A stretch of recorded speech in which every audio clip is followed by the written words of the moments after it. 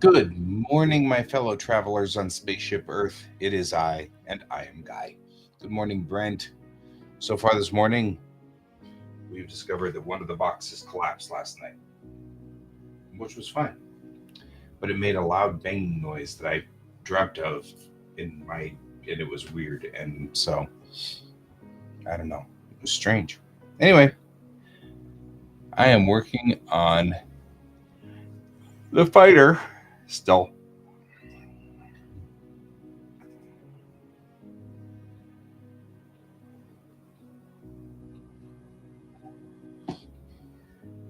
This is where we are. This is where we are.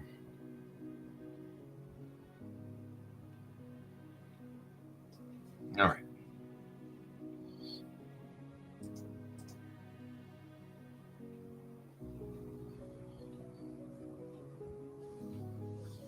You're working on work. Yeah, I get that.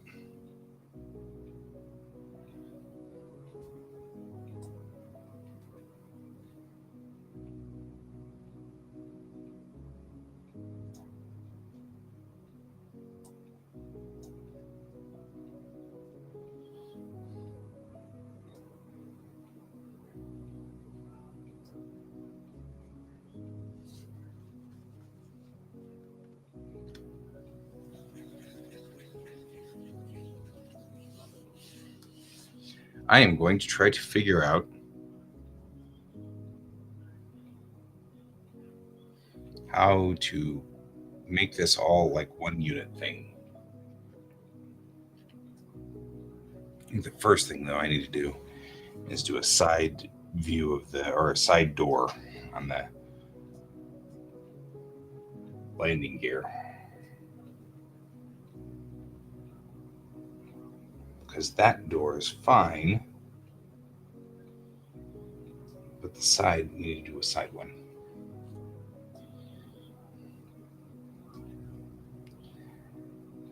Then we're going to need to duplicate that leg. And the ailerons and flaps. Oh, man, I'm tired. I did not sleep well last night for some reason.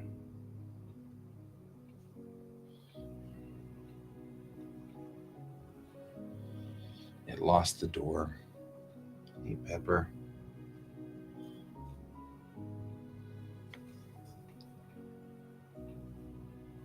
There we go.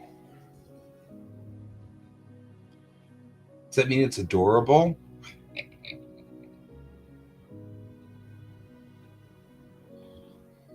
Turn off the ground view from below.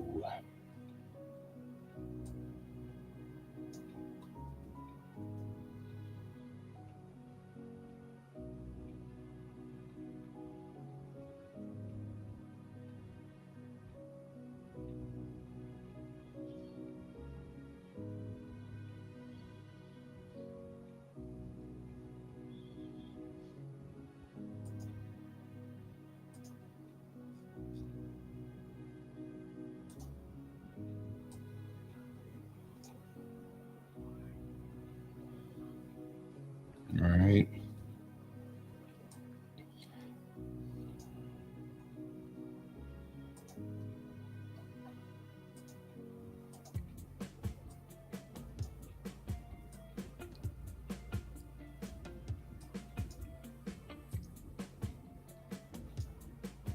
Spicy.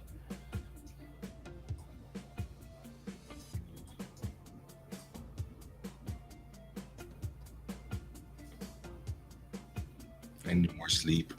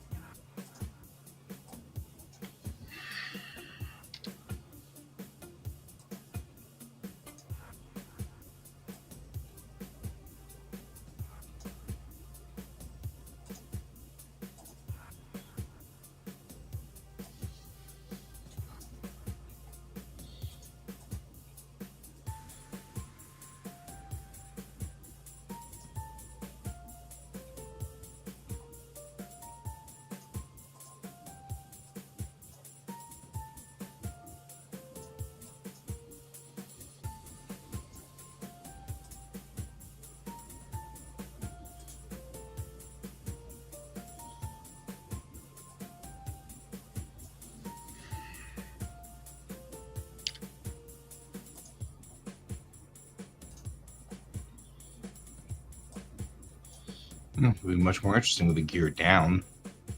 This door just cuts right through everybody. It's all right. Don't worry about it. Door will just cut through everything.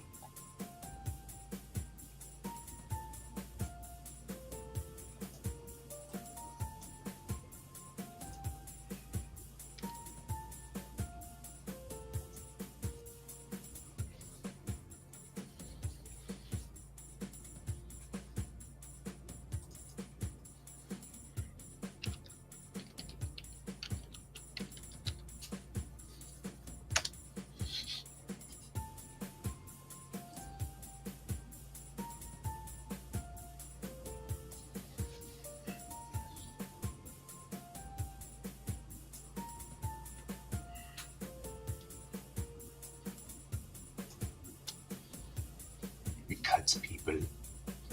Right? The door stops being adorable the moment it starts cutting people. They warned us about that back in school.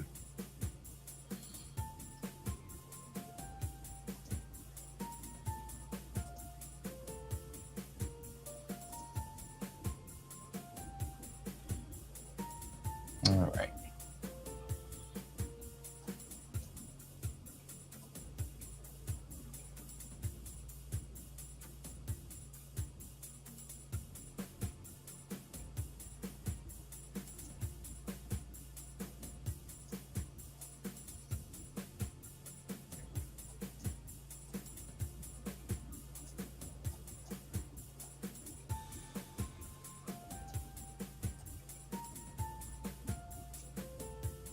Right. Well, I mean, they got to teach us something more in PhD. Otherwise, like, what kind of doctorate did you actually get? These are all the questions people ask. Well, if you didn't learn about adorable doors, how in the world did you actually get a doctorate?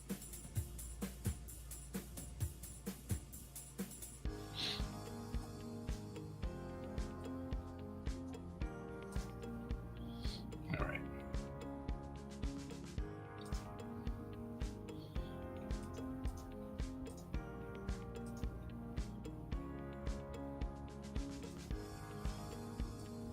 Cycle that gear. Ka-chink. Lock into place. And I don't think that saved me much in the right direction, though. I was hoping it'd be better in the other direction, but it's not going to be. And that's fine. I just need to learn to accept this.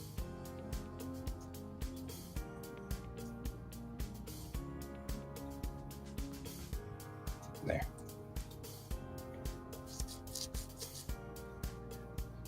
My thesis would be wild. Yes, it would.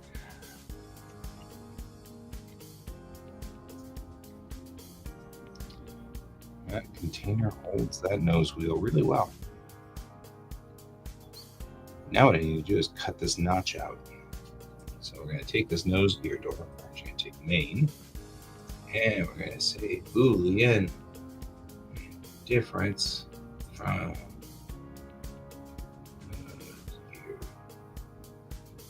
door. Fork.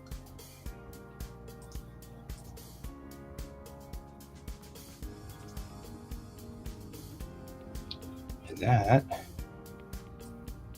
once the nose gear door is opened, like so, and the nose gear cycles down.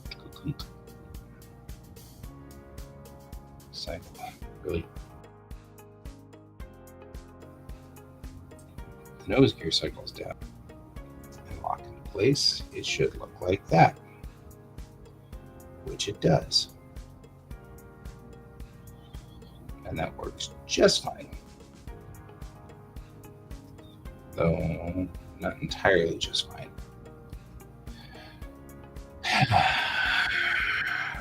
Z, Z, Z, Z, Z.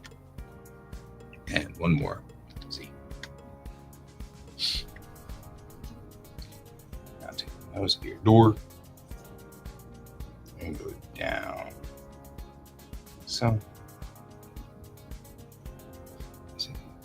main hole and modify Boolean difference door, please. Thank you. Now the nose gear door should be fine. There we go. That's what we're looking for right there.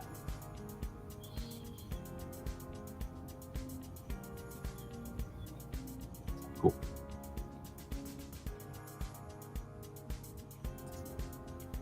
And we'll cycle gear.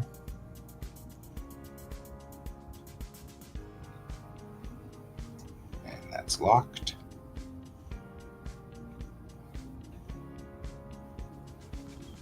And there we go. The rear gear looks correct. And the front gear looks right.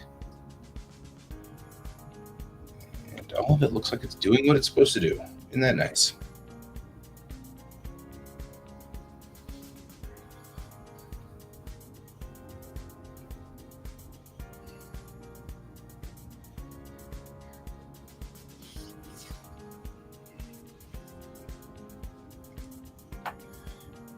Now all we need to do is duplicate everything that is on the left side of the aircraft to the right side.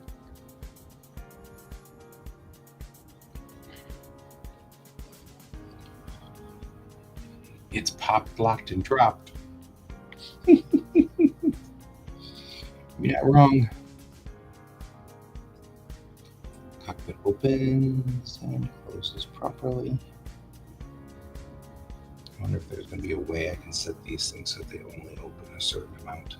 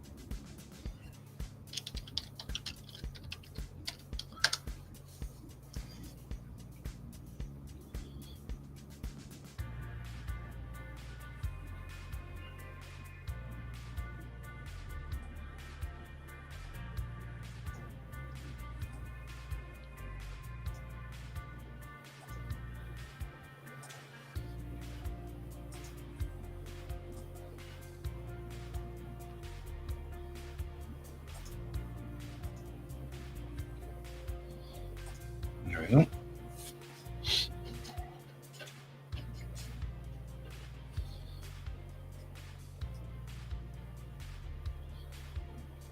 That's the way that should be.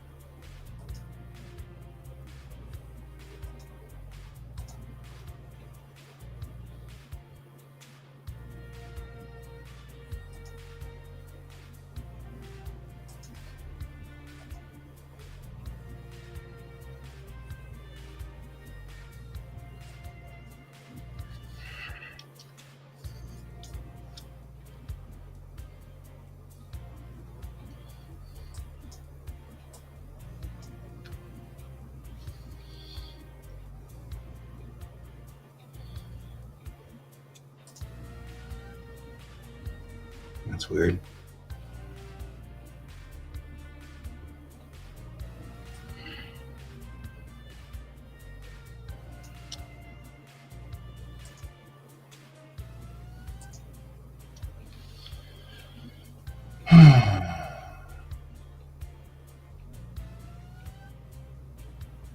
Yeah, we're glad to have you still with us there, Pepper.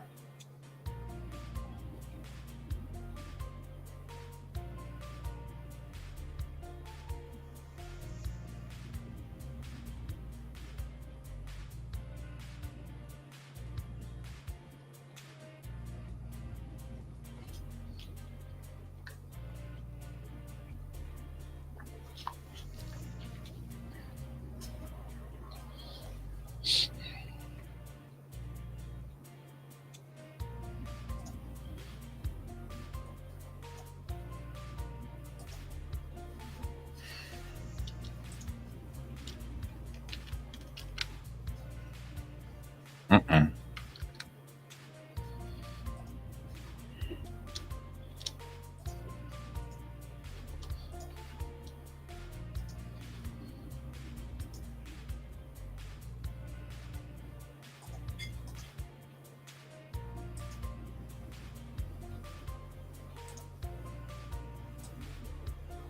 Did you just make it? Okay. So I don't want you to make a copy of the entire spacecraft. Just this guy right here and this guy. That's it.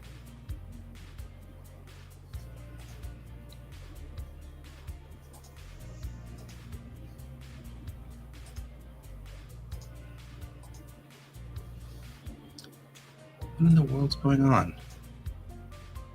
I hit copy and paste and it copies the entire spacecraft. Or the main hull in the entire spacecraft, I guess. Makes some sense, I guess.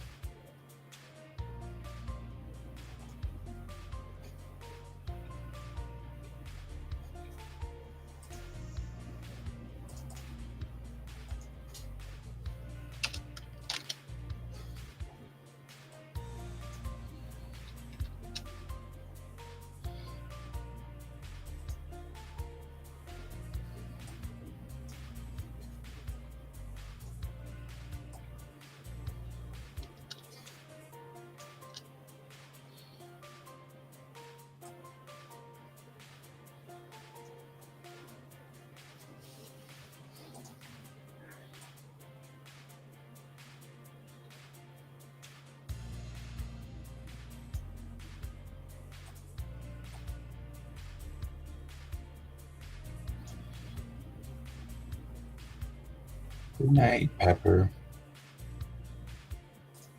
See you later.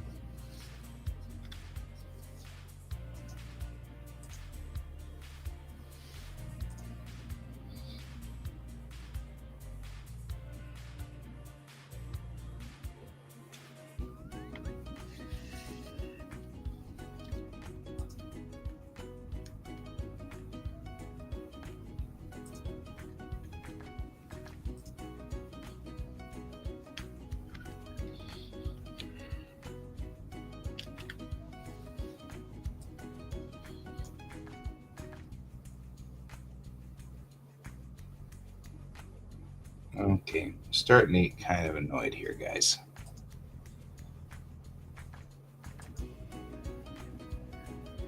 Why is the upper leg separated? Why is it out here?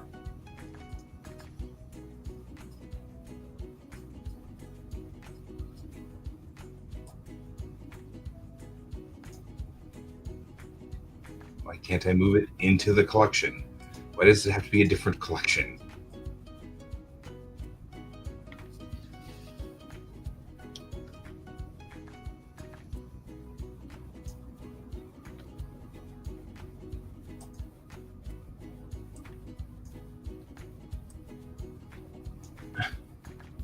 And because it's in a separate collection, you can't copy it in the same thing. You have to copy both pieces and move them all around. They're not connected.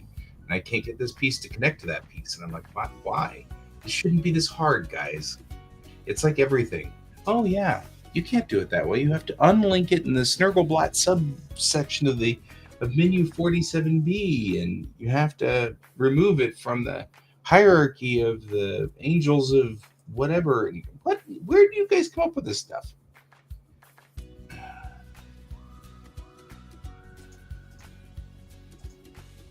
That's what I was afraid of. If you delete it, it deletes it everywhere. It's all gone. Everywhere. All the pieces. Every last piece.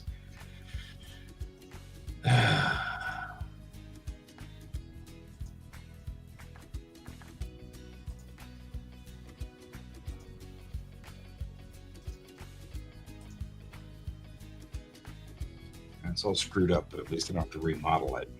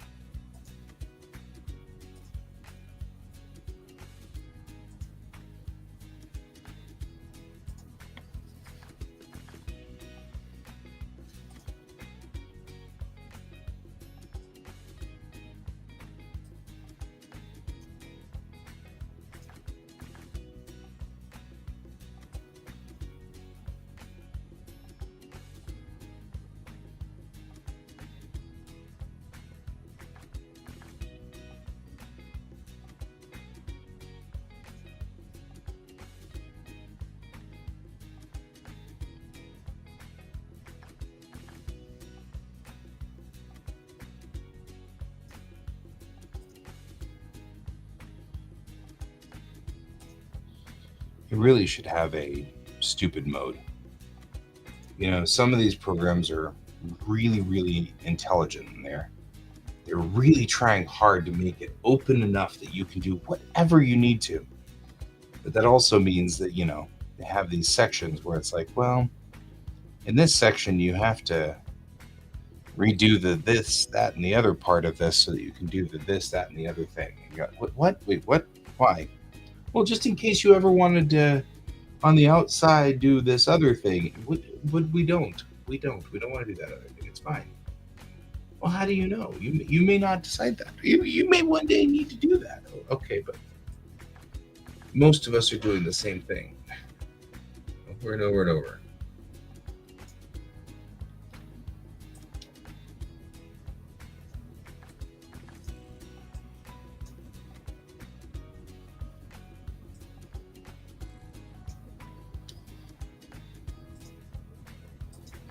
There we go.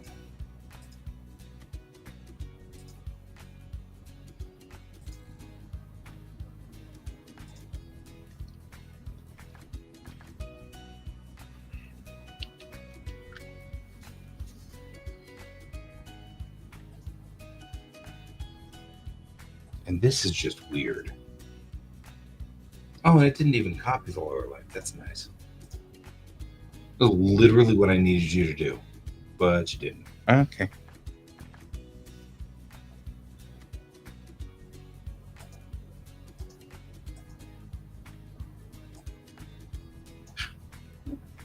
We're going to copy each and every piece and make a new, entirely different. Oh, this is so weird. All the pieces will need to be duplicated, each and every one of them.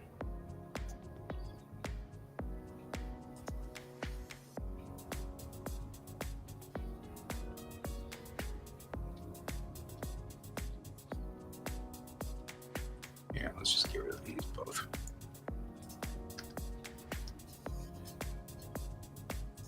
Why are these all linked together?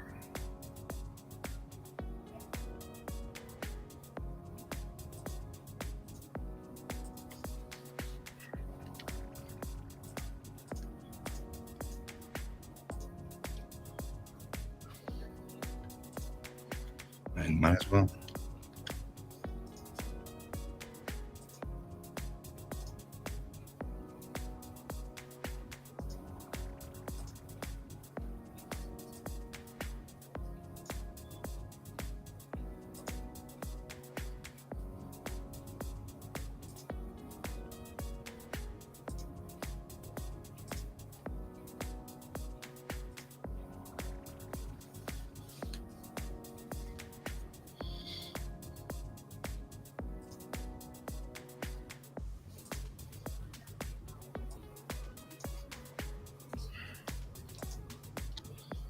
People are like, why do you use Daz Studio? I'm like, this is the reason why I use Daz Studio.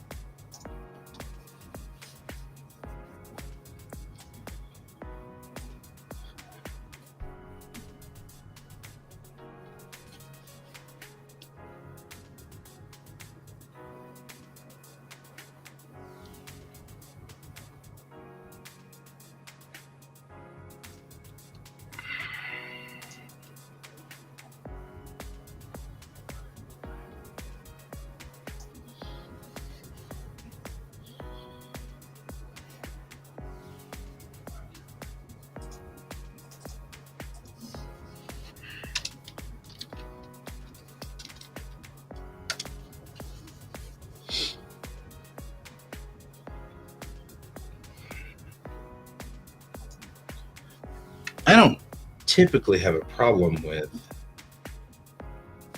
doing something in a different way. It's that it's set up so open that you pretty much every time you want to do it sort of what you think you'd want to do it the easy way, it becomes the hard way. And that's always sort of been my kind of really sort of moment.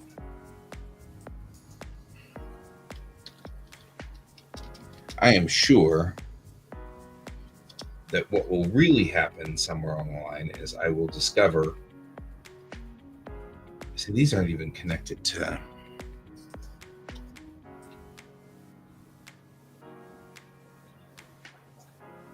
They should be connected there.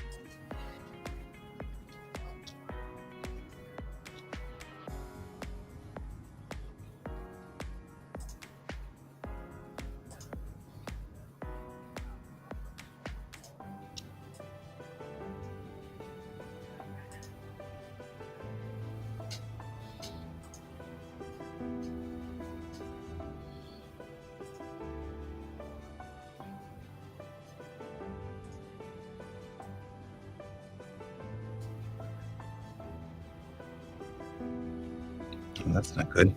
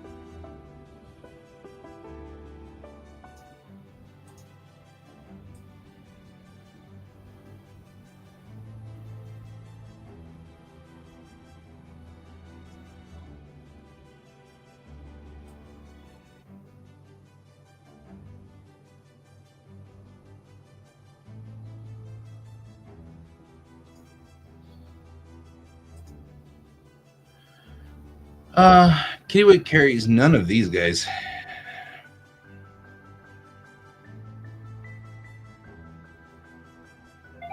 The answer is kind of 0.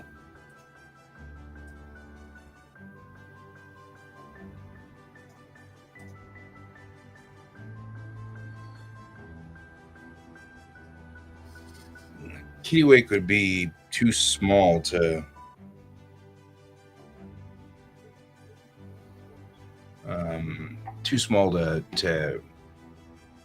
capture and refurbish fighters. However, destroyers carry usually a squadron of 6, if not 2 squadrons of 6, depending on its outlook or depending on its loadout.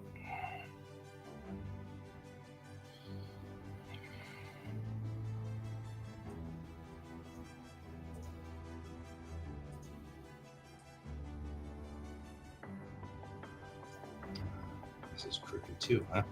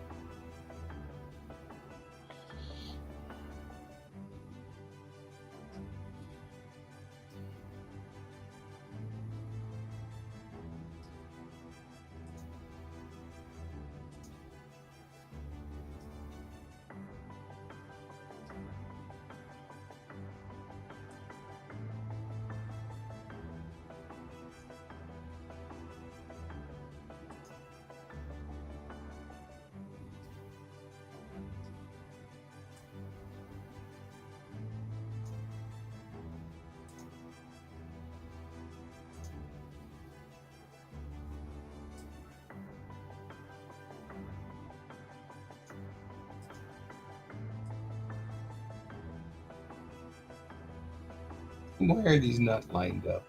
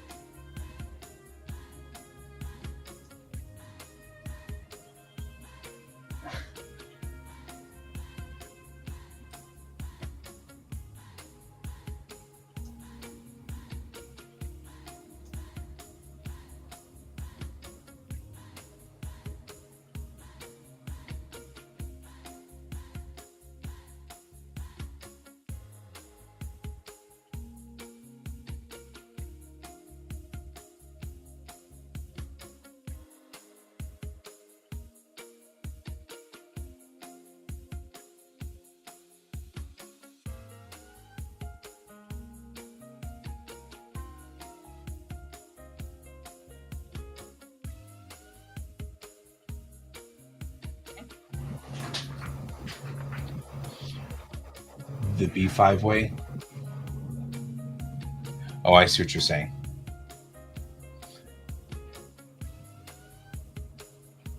So every vehicle in Bellatrix Rising has like its purpose and it plans for it. So the fighters here can operate on a landing strip on a planet or launched from a destroyer. B5's fighters are not designed well for landing on planets. There's no way to actually land them. So, well, that's not what I wanted to see. That's definitely not what I wanted to see.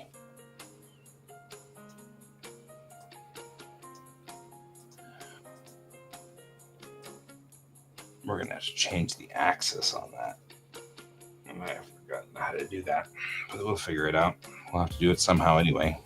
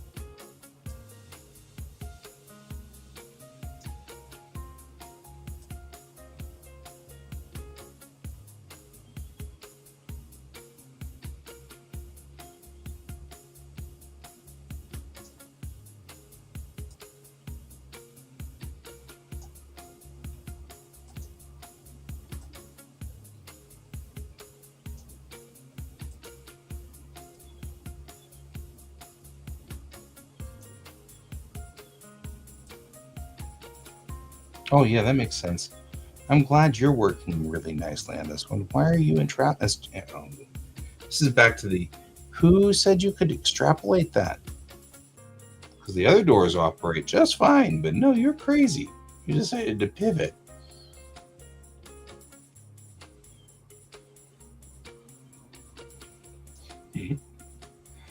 Watch this local door right here.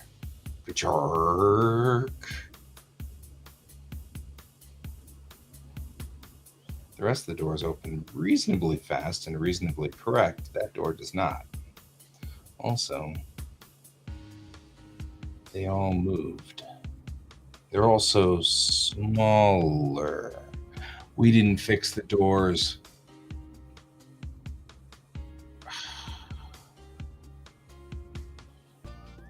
We're going to have to fix all of the doors individually. Oh, boy. So in space, they're held by an arm. So when you're in space and space deployed, the fighters have an arm that it sits on, and it just swings the fighter out and then drops the arm, and the fighter takes off. So it doesn't. The arm just gets it away from the spacecraft. So, or in the case of a large ship like a destroyer, they have the fighters clamped down into the deck, and then the ship goes into free fall, and they release the clamps, and they drop the clamps down, and the fighters can just move out of the launch bay.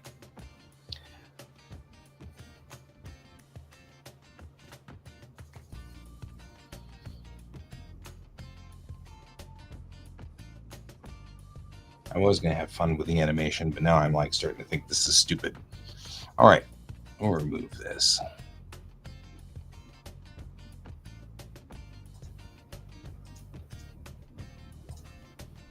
All right. Because we need to fix some things. The least of which is now these doors don't fit properly. That's nice to know. They're all going to have to be manually straightened out, and yeah, look at that. None of them are in there correctly. That's brutal. It's gonna be fun. And by fun, I mean this isn't gonna be fun.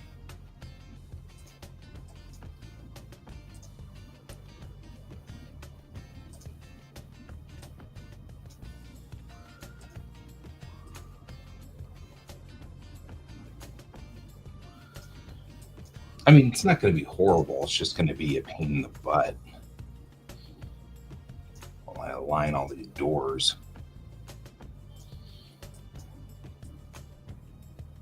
I forgot totally we changed the size of the landing or the landing gear bays. Yeah, it'll be fine.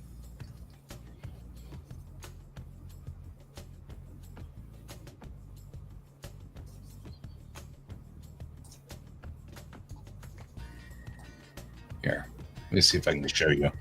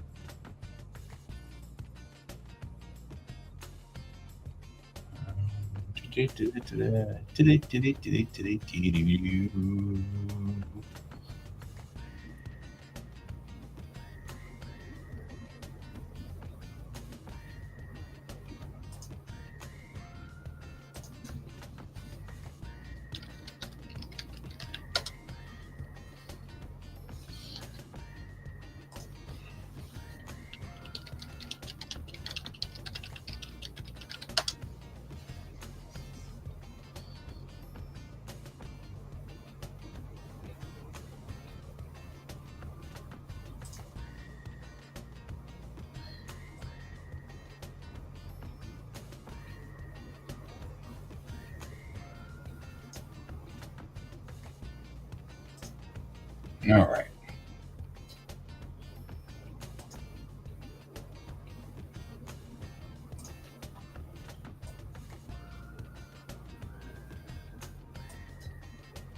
Here we go. I'll show you how this works.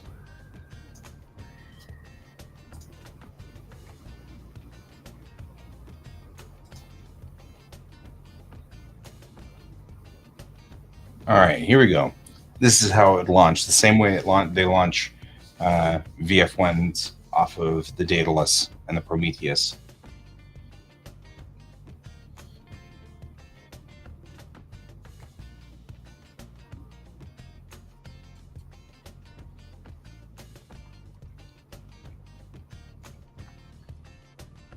So that's the Prometheus. And you can see they slide the VF1s out on an arm.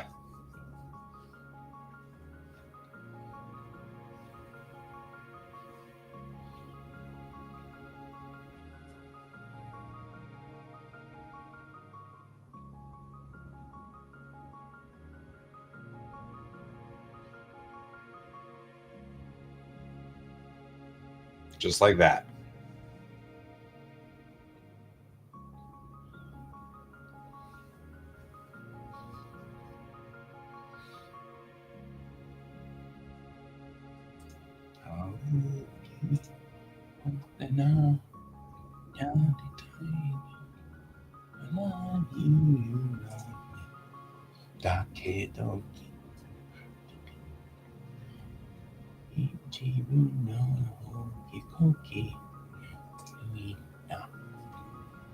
Kyun, kyun, kyun, kyun.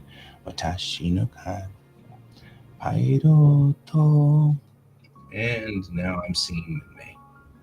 There is nothing you can do about it. These all duplicate pivots. Oh my god. How many other things are under here? Hip joints. Oh boy.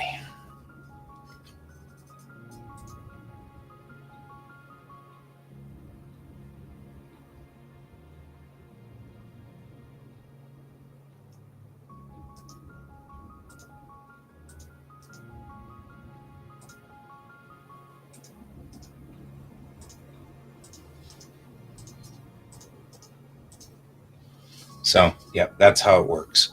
It's just they're deployed out on an arm. The only reason these fighters have wings at all is because you may need to do surface operations on planets.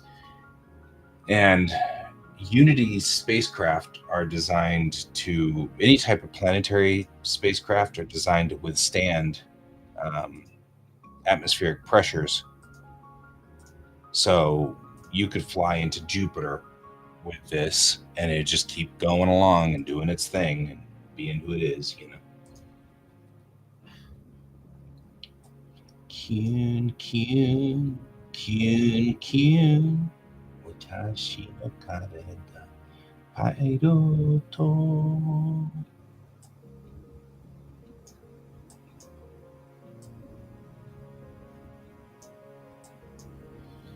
Anybody here who's wondering where my influences come, I would highly recommend watching Macross I Oboete Masuka, or Do You Remember Love?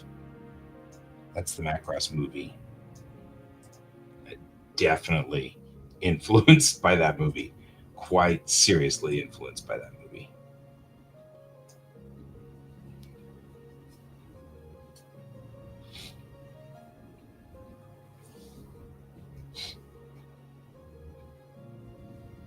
Right, that's exactly what's going to happen. It's not like they couldn't just pop the explosive bolts.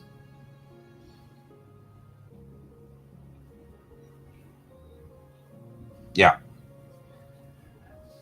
I mean, honestly, the arm deployment, like you just saw there, is for smaller spacecraft. Destroyers just have a big open zone right through the middle of it. So if, for example, the Kittiwake were to take on these fighters, they would be on an arm attached underneath it or attached on top. There's a hard point on the top of the Kittiwake which you can see it's a square hard point. That hard point can carry 2 fighters on either side on 2 arms that just sit like they'd sit side by side. The hard part, of course, is that you can't get people in and out of the fighters because they'd be in hard vacuum. So you'd have to kind of make that work somehow, but it would work. I mean, the Kittiwake can carry 2, but it's a special piece of equipment that snaps onto that hard point on the back of the ship. And she's not very space-worthy or airworthy when she's got them snapped onto the back like that, because all of her aerodynamics are messed up.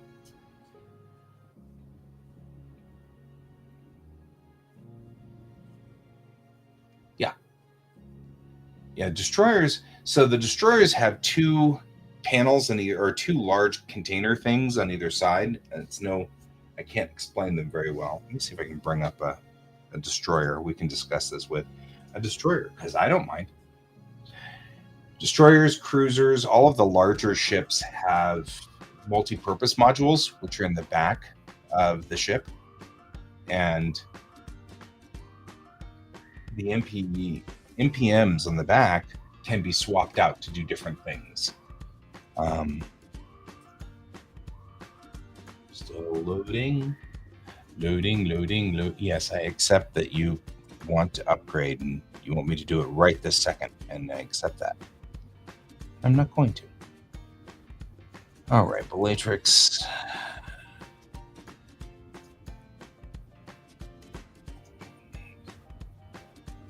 Let's see here. So I bring in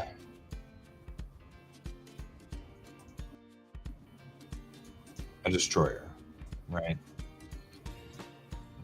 These are the NPMs on the side, right here and right here. Those multi, right? It can be. It depends on what you loaded out the NPMs with. So these panels on either side, right here and here, these 2 right here, can be swapped out. If you've got, let's say, a torpedo destroyer, then those are full of really large, highly maneuverable torpedoes to take out other ships. And the torpedoes they're called wave torpedoes, and they can operate barely in space, just a little bit on in space, enough that their internal guidance doesn't have to be compromised, but they're automated to a degree. But they're huge. They're designed to take out really big spaceships. So they can be torpedoes. You can have them set up as missile destroyers. So the DDTs would be, of course, a torpedo destroyer. A DDG would be a missile destroyer. And then if you then just have it'd be DDV, which is a carrier destroyer. And so the NPMs get swapped out.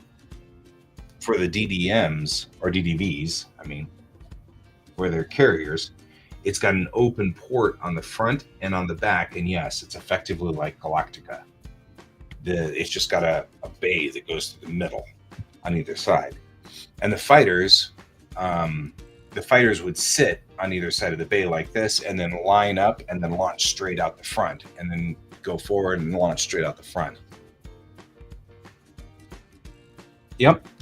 Transporters probably will never really exist in this. There's a story I have which involves a transporter, but it doesn't end well. So it's sort of that.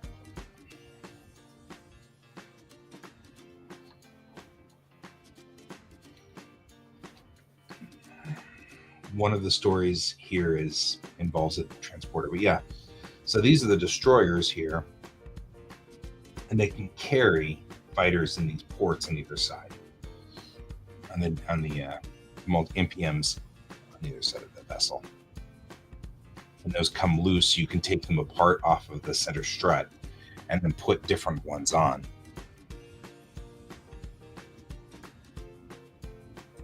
And to give you an idea,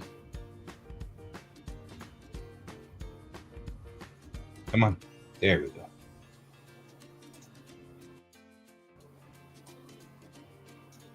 That, of course, is the kitty compared to a destroyer.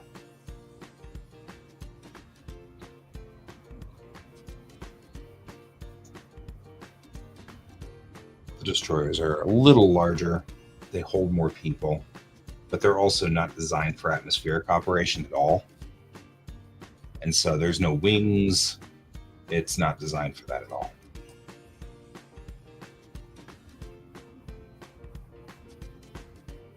So there you go. And that's how that worked.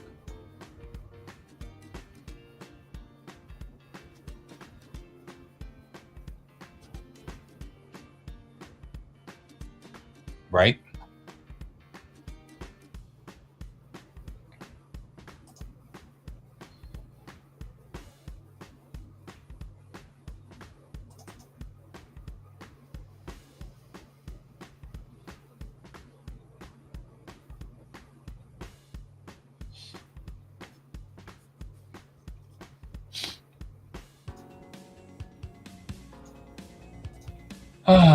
Or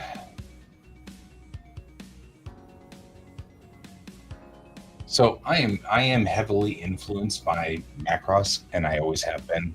And so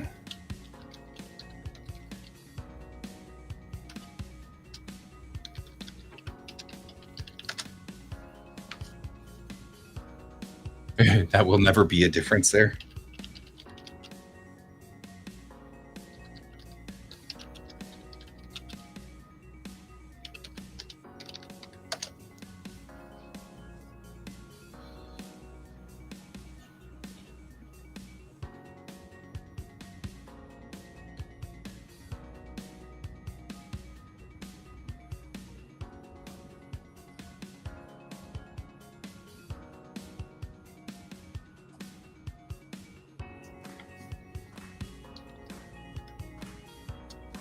I think this is in Delta.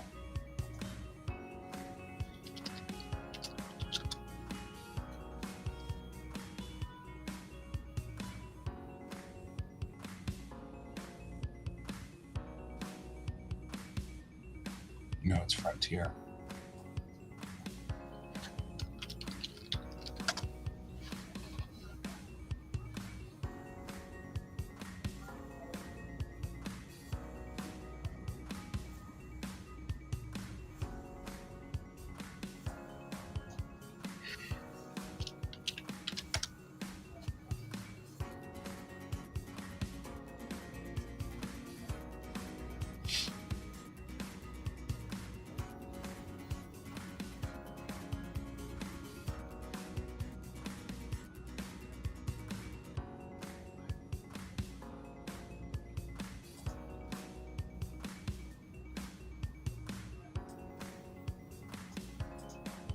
Or you can do like Frontier.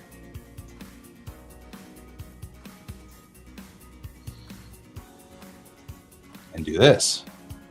Because the Macross Frontier can be the F-22S can be remote controlled like this.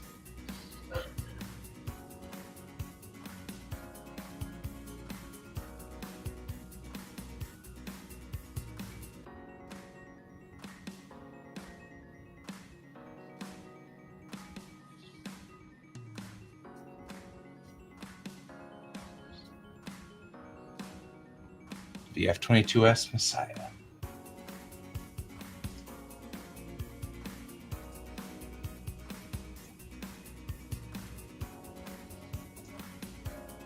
But I like the fact that in the newer Macrosses, you can control the Valkyrie and bring it up to you. It understands hand commands.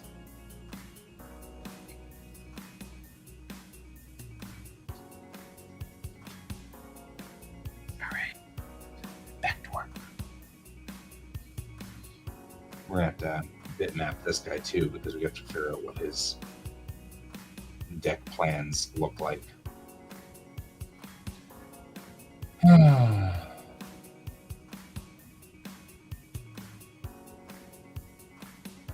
They get stuck when they are coming in. Oh, you mean into the landing bays? Just like in Galactica? Well, I mean, yes and no. It doesn't. There are a lot of things where there are weak points in space. The truth of the matter is, all of these ships, I mean, a fighter especially, fighters don't take up as much space. And so this can be an auxiliary landing pad if we needed to, right up here on top. They could land up here if they needed to. Just make this a landing strip. Everybody's flight suit is space compatible. I mean, even the standard operating uniforms in Unity are space compatible. You can survive for up to 2 hours on just, see in a second. You can survive up to 2 hours in just the spacesuits that they have, just their uniforms. So if you were spaced, blown out a hole of the ship without any warning, the spacesuit or your uniform can keep you alive for up to 2 hours in hard vacuum. So, I mean, worst comes to worst, you put your fighter down here, you tie it down to the tie downs on top of this pad up here, and then walk over to the door and go inside. You know what I mean? Like, space operations, these guys are 500 years from now. They've got space ops down to nothing. It doesn't, I mean, unless the destroyer is in high G maneuvers, there's no problem. Even if the destroyer is under maneuver, as long as it's maneuvering with the ball, then everything will fall towards the black hole that it's generating in front of it anyway. So you'd be in free fall. So the ship could still land. You could still do space ops on the top here, right on this section. It wouldn't hurt at all.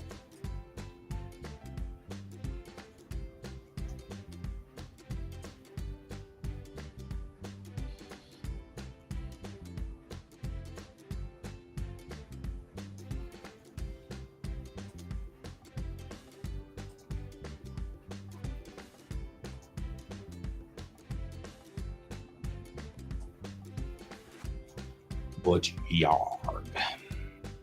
Here's my Corvette. The Corvette should be roughly about the same size as the nose panels of the destroyer. It goes all the way.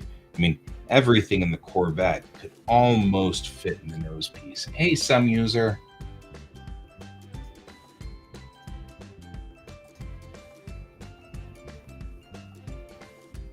There's an MPV. Let me give you an idea of how big the MPVs are. So the MPV will be slightly the same, or about the same size as the fighters that we're building. And you can already see that.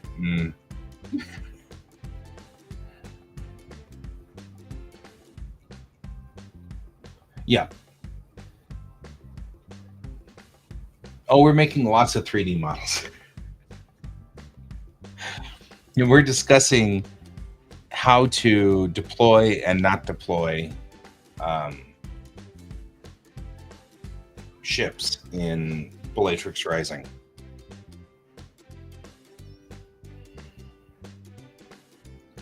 Fighters specifically. Because we're building this fighter right now, right over here. And he's almost done. Here's our fighter.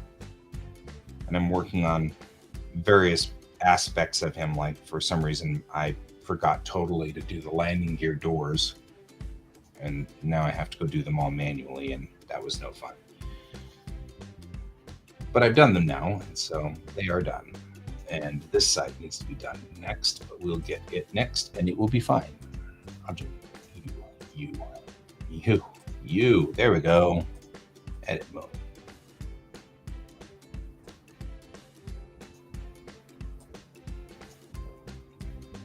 So how are you doing today, some user? There is a small amount of disagreement about deployment of spacecraft amongst the people on this thread. So not, anything unusual or uh, yes, we have an asteroid that's going to eclipse Betelgeuse. And it's going to be one of the weird things that you will never see in your lifetime, except here in just a little bit. So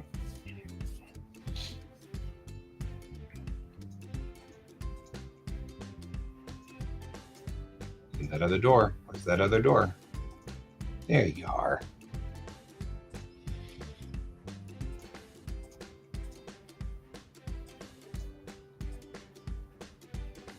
So some user, if you're wondering what Donald's talking about, the star Betelgeuse, which plays prominently in my comic, will be eclipsed by an asteroid tomorrow, I believe. And the asteroid is going to pass between us and Betelgeuse. And so in a weird, you don't ever see this but once in a blue moon, you'll actually be able to see the asteroid for just a second. I mean,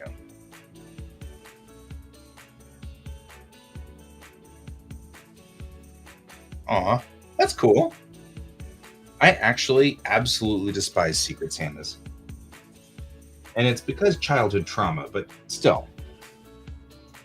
I'm glad that other people enjoy it. I've had a rough time with my Secret Santa situations. Anytime we've had Secret Santas, it's always been brutal. It never goes well.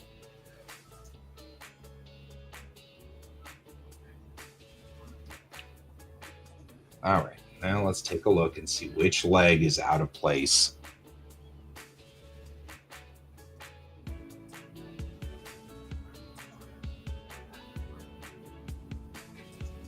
Left upper.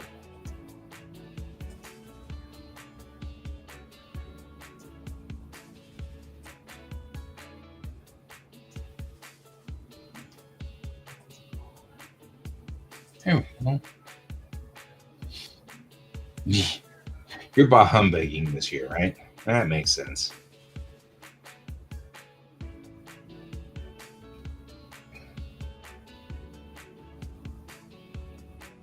Oh, okay.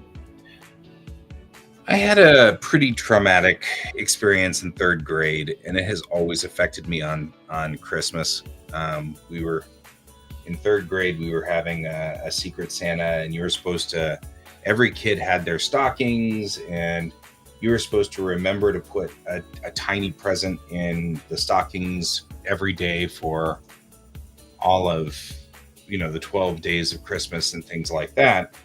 And at the very end, you were supposed to buy a big present and everything. And of course, Mr. ADD here forgot every morning. I made that mistake every single morning. I forgot to bring in a present because I was in third grade and had undiagnosed ADD.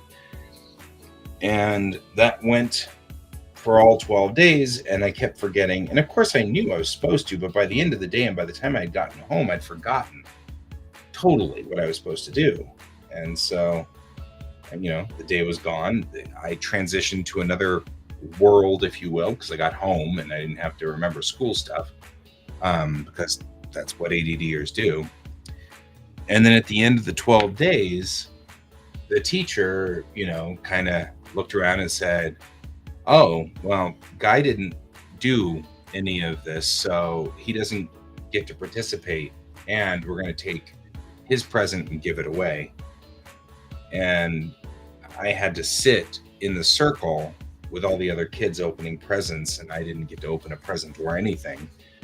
And she made sort of an example of me, and it was super traumatizing. And to this day, I hate white elephants. I hate Secret Santas. I hate them all. I don't like to participate in them. It just freaks me out. And it also kind of screwed up the way I give gifts and receive gifts, because it's too much stress. It's super stressful for me to do the gift giving things and stuff like that. So I'm totally cool if nobody gives me any gifts, because I tend to forget to give people gifts, and it completely stresses me out. And so it's one of those things. And it was just stupid. It was like, I don't even know why she thought that was a good idea, but she did.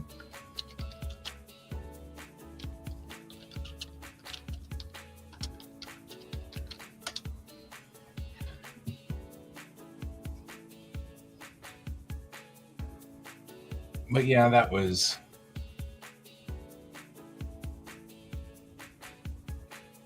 Oh yeah, this was.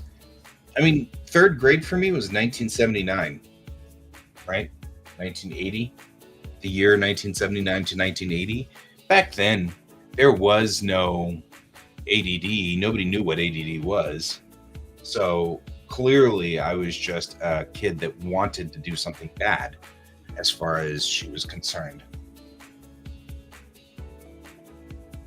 And that's usually what most people will do with me. They stop giving me gifts because I don't ever return gifts, because I never give gifts back, because it's super stressful. It completely freaks me out. And so it's one of those things. It's a story I tell now to, like my kid, to kind of say, hey, these things occur, and don't let this trauma be your trauma. Don't let it happen to you the same way it happened to me. And we're in a better place now. Like the culture is better now. We understand that some people just don't quite get it. And that's cool. We're working better, doing a better job. And yeah, that teacher was an idiot. She's also the teacher that messed up my ability to do math. Thank you. Because the same thing, right? I couldn't get it. I couldn't grasp it. I kept forgetting my homework. And so she ultimately just punished me she put me in the punishment seat, which was right next to the fire alarm. And I don't know if you guys are familiar with some of the aspects of ADD, but one of them is that we are brontophobic. We're sensitive to loud noises. And the fire alarm was a huge, nasty horn. When it went off, it was this loud horn. So I started to really freak out about that too. A lot of my childhood trauma comes from frickin' third grade. I'm just saying. See, it made 2 of these. Doesn't need this one. This one. Where'd this one come from? So, no, I didn't pull the fire alarm.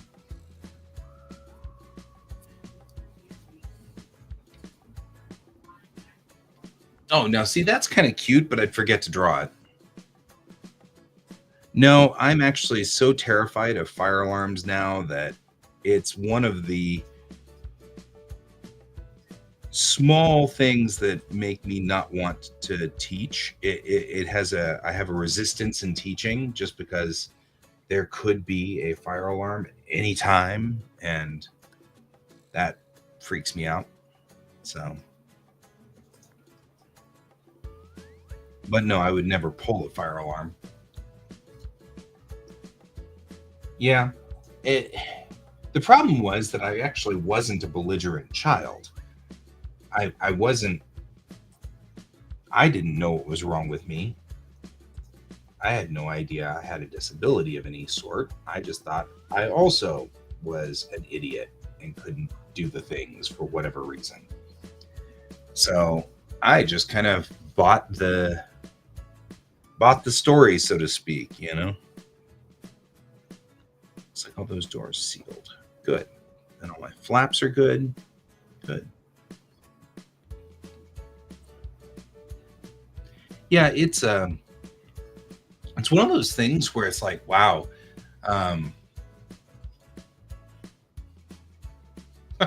You attach the string to the fire alarm. That's actually kind of funny, Donald. I like that. It's one of those things where I know we sort of feel like the kids these days are all, oh, you've got a problem and we've got to give you consideration. And I know that causes a certain amount of consternation to certain people. And I get that. And I appreciate that. I do. But then on the flip side, I think about, where I was expected to just be normal, just stop being weird. Like that was a thing we could easily just do. Just stop being weird and start being a normal kid. And, all it did was just make me stressed out. I'm even seeing it now with my current kid, who they do know that they are neurodivergent and do try to give them accommodation. And it's still,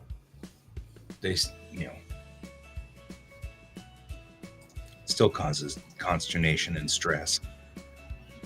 And school's pretty complicated. I mean, it takes a lot of effort to navigate school. I've said this all along. My child is not in school to learn, math and science and everything like that. My child is in school to learn how to socialize with other human beings, because my child will get all that they need. I mean, you've even seen me here on this show. Didn't do trig. I failed it completely.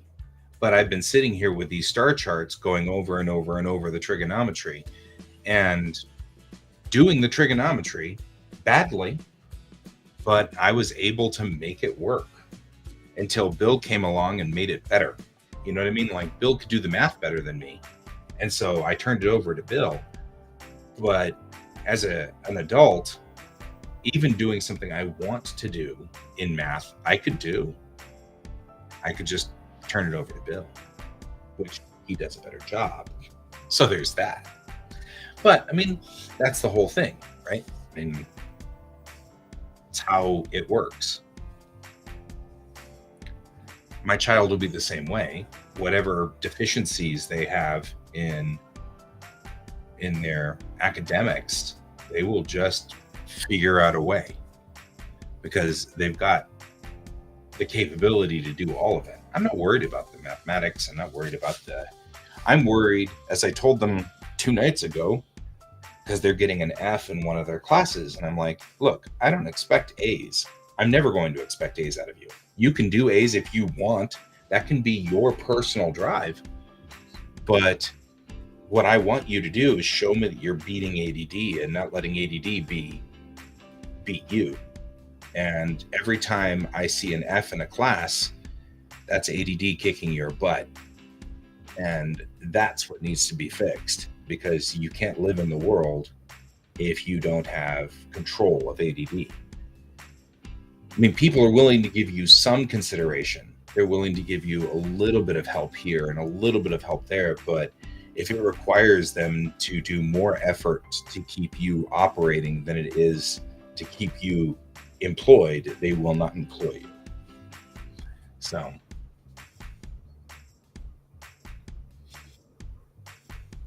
yeah, exactly. Once you've gotten the basic things down. So right now we're in 8th grade, and I'm telling them right now, I'm like, I don't expect anything more than a C out of everything, but I expect straight C's. And you can then expect B's or A's out of yourself. That is fine. And I will be happy to see B's and A's, and I will throw parties and, whatever that will make you encouraged to do more B's and A's. But that's not the expectation. I don't need you to make B's and A's. I need you to make straight C's. If you can make straight C's, then you hit the minimum.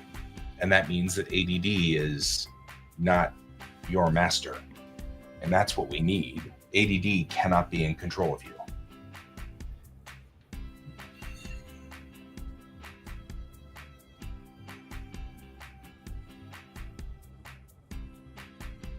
Wow.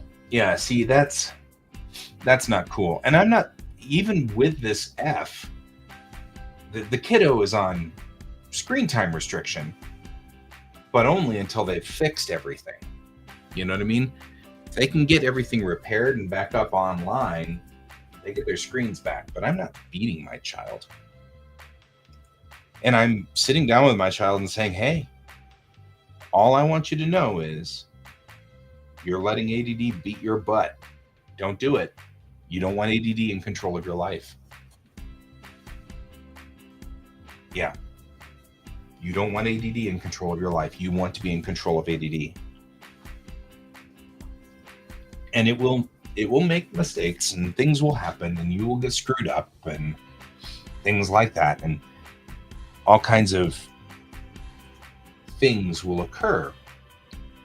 And mistakes are going to occur. But what I want is the occasional F, not a constant string of Fs, which is kind of where we are right now, is a constant string of Fs, which is difficult, and I get it. But they're not being punished. I'm not sending them to their room without dinner or not beating on them or anything like that. I did take away their screens so they can't watch YouTube, but that's only because, honestly, if they've got YouTube, they won't do work, and they know it, and I know it, and I'm not a dumb dad, so,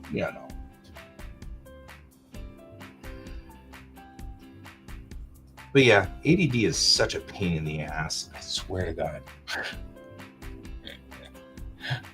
Oh, man. Select 3D cursor from the drop-down menu.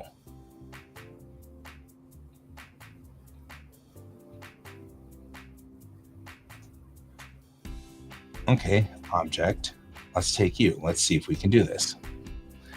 Shift plus S and choose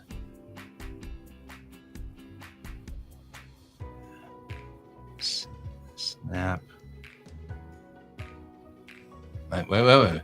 Cursor to selected. Okay, that didn't help me any because it's still going that direction. I need it to be in alignment with the vehicle. Shift right click anywhere in the scene. You can move the 3D cursor. Shift. Okay. Okay, now how do I pivot it?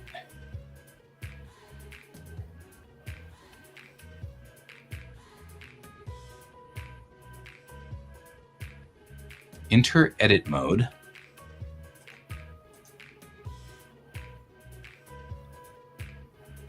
Choose a vertex, edge, or face.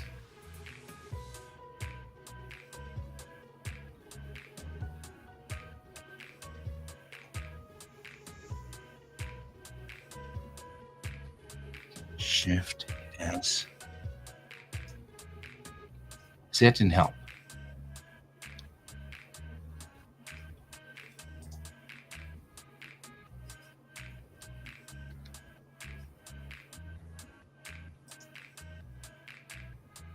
Still did not help.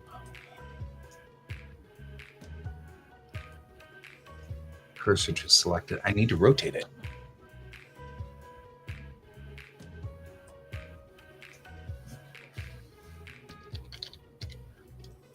Rotate.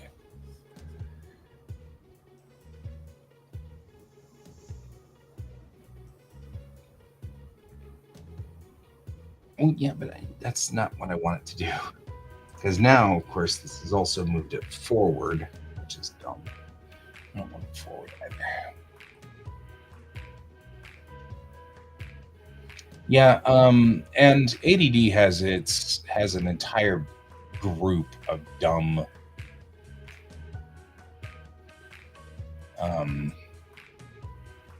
it's got its own host of stupid hearing problems and hearing issues. And I was dyslexic. I was having problems with hearing, auditory processing issues. I still have auditory processing issues.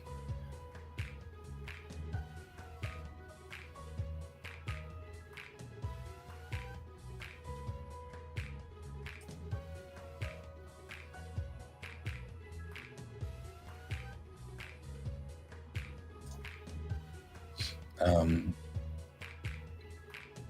and that's just that's the nature of the beast. I have absolutely zero interest in people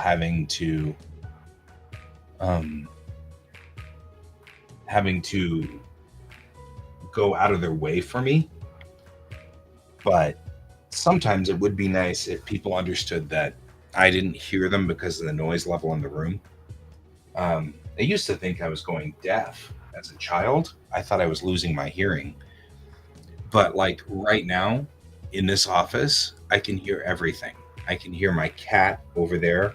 I can hear my buddy in the next room talking on the phone. I can hear everything. My hearing is fine. The problem is that I cannot distinguish one sound from another.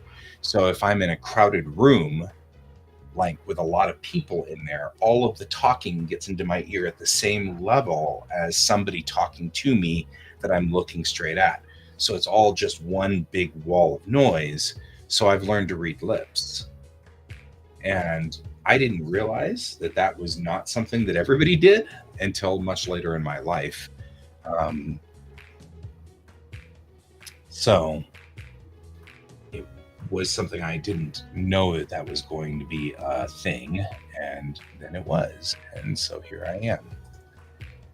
And it's interesting because I can read lips, which is kind of fun because sometimes I can turn the volume off on a movie and read what they're saying still.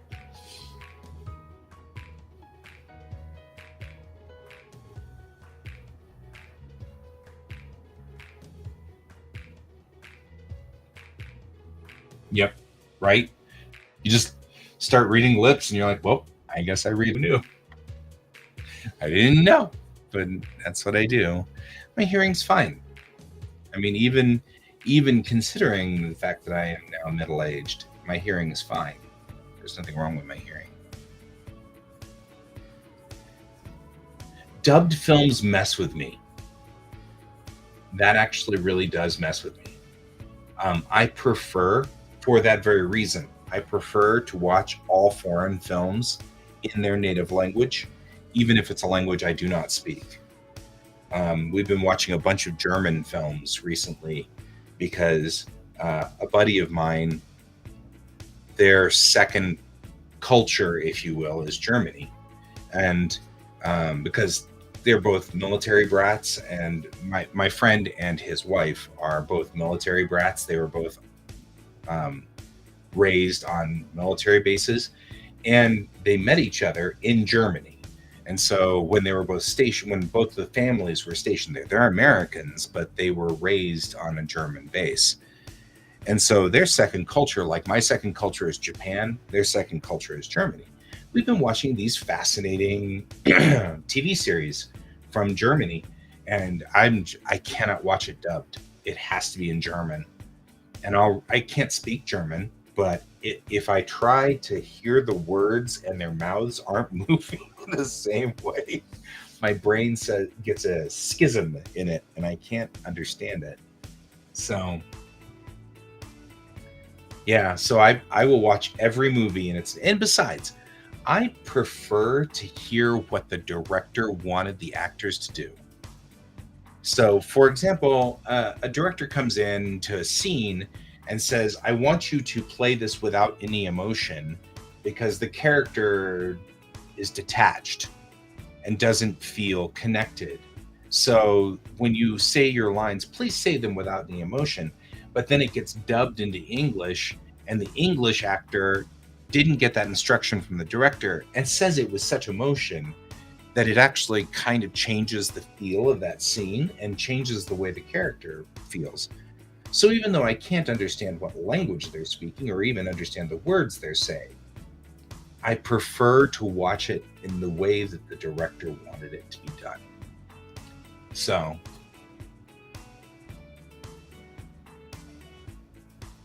yeah, I totally agree with that one. If you're watching it and the subtitles don't match, things get annoying. They do that with Star Trek, and I'm like, guys, come on, because they will actually they are experiencing hearing problems now. So even with that, you know, it's they still watch. They'll watch everything now with subtitles on. They'll watch British shows because sometimes the British accent is so thick that they can't understand what they were trying to say. And so it's kind of like, okay, well, there's that. So it's kind of funny.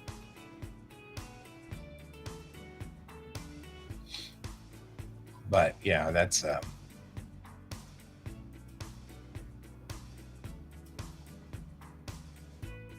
Oh.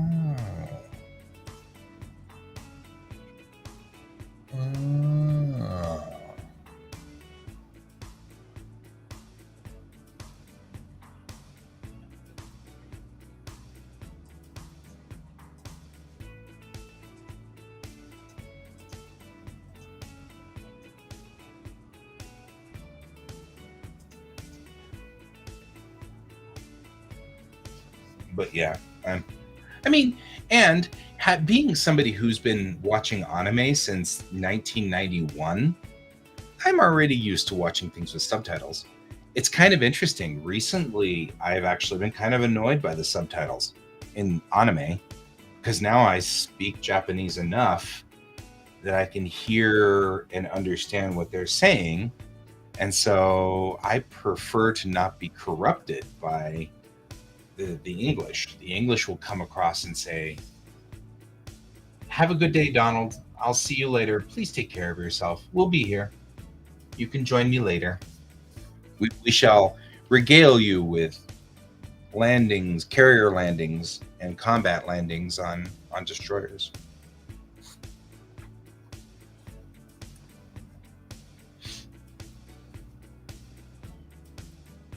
All right, 3D cursor.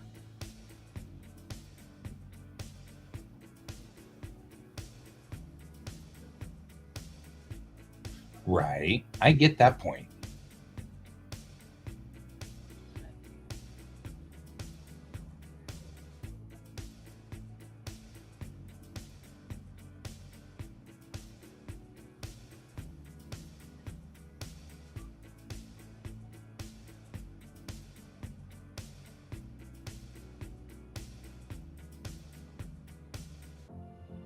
Well, okay, but how do I pivot to the side on this? Or is this just one of those I don't need to? Maybe the difference here is I go into edit mode, select this guy, and rotate him. Ah, I think I figured it out. All right. So I rotate him this way to the 3D cursor and align him. That makes some sense. And go here, do the same thing. Rotate him forward until he is completely aligned with the 3D cursor. I think that's how it works. Then I go to the median point here, like so. No.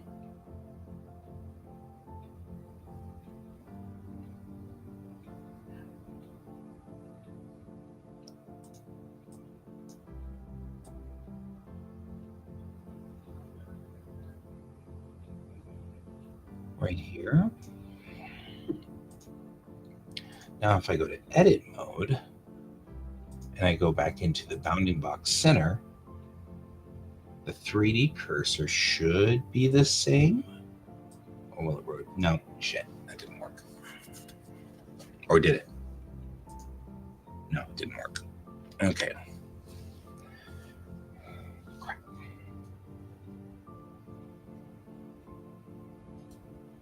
Right, undo. Oh, God. Yeah.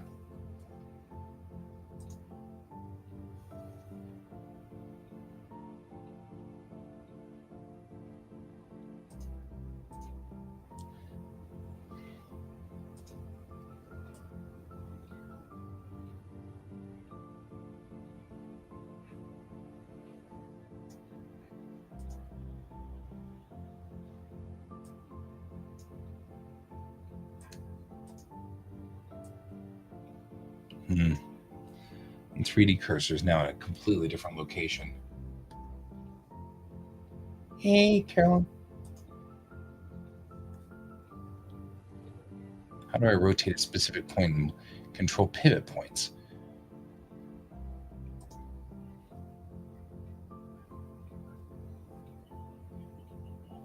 Set origin to the 3D cursor. Is that through this right mouse click? No.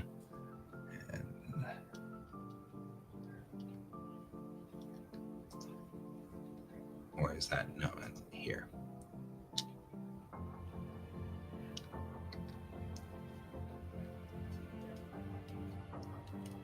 Cursor to selected? No. Move the pivot point there. Really should move the pivot point here.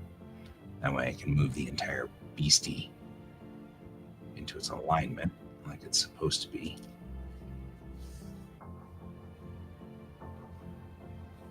I have finished watching Witch from Mercury, which is the newest Gundam. That was pretty cool. It's Gundam Utena. We're now watching Gundam Wing again because it's been so long since I've seen Gundam Wing. So it happens to be on Crunchyroll. We've been watching Tsurune. Tsurune is about Kyudo. And since I'm a second degree in Kyudo, I actually rather like watching Kyudo. And it follows totally Rule 36. So Rule 36, you know what Rule 34 is? Rule 36 is, if it exists, there's an anime of it. So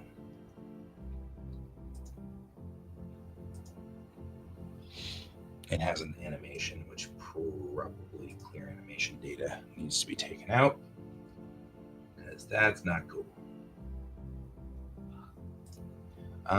Let's see, what else? We've also been watching Spy X Family, because that's just silly and super twisted, and the kiddo and I absolutely adore it. But this family is a purist, so there's no dubs. We don't watch dubs in this family. It's only subtitled. And so even my kiddo has been watching the gender bender rule.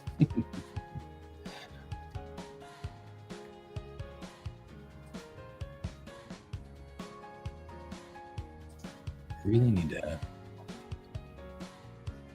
right mouse click the object.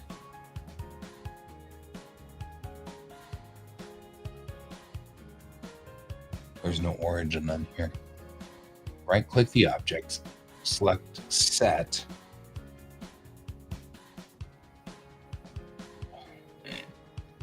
Oh, I have to switch back. Oh, I have to switch back to object mode. Object mode. Right mouse click the object. That's it. Set origin.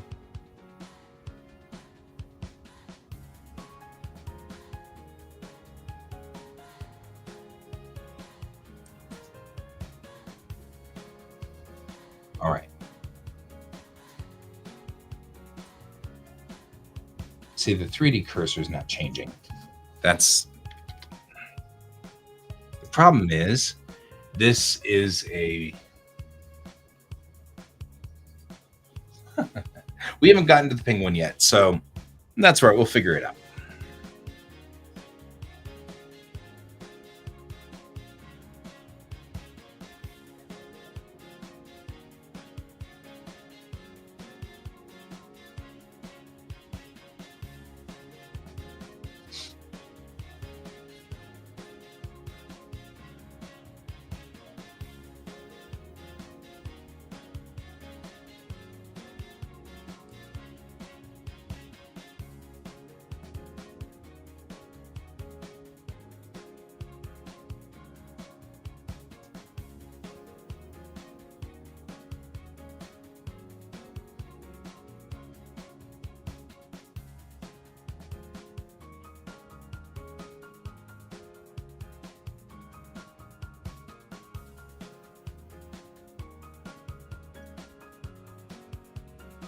Yes.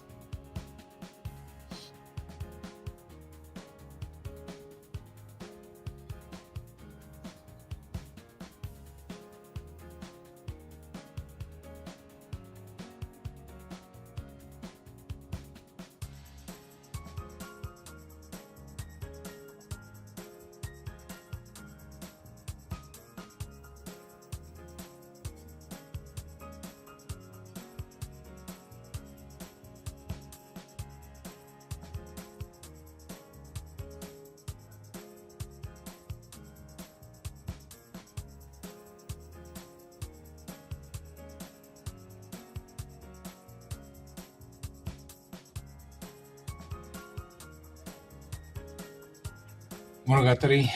Yeah.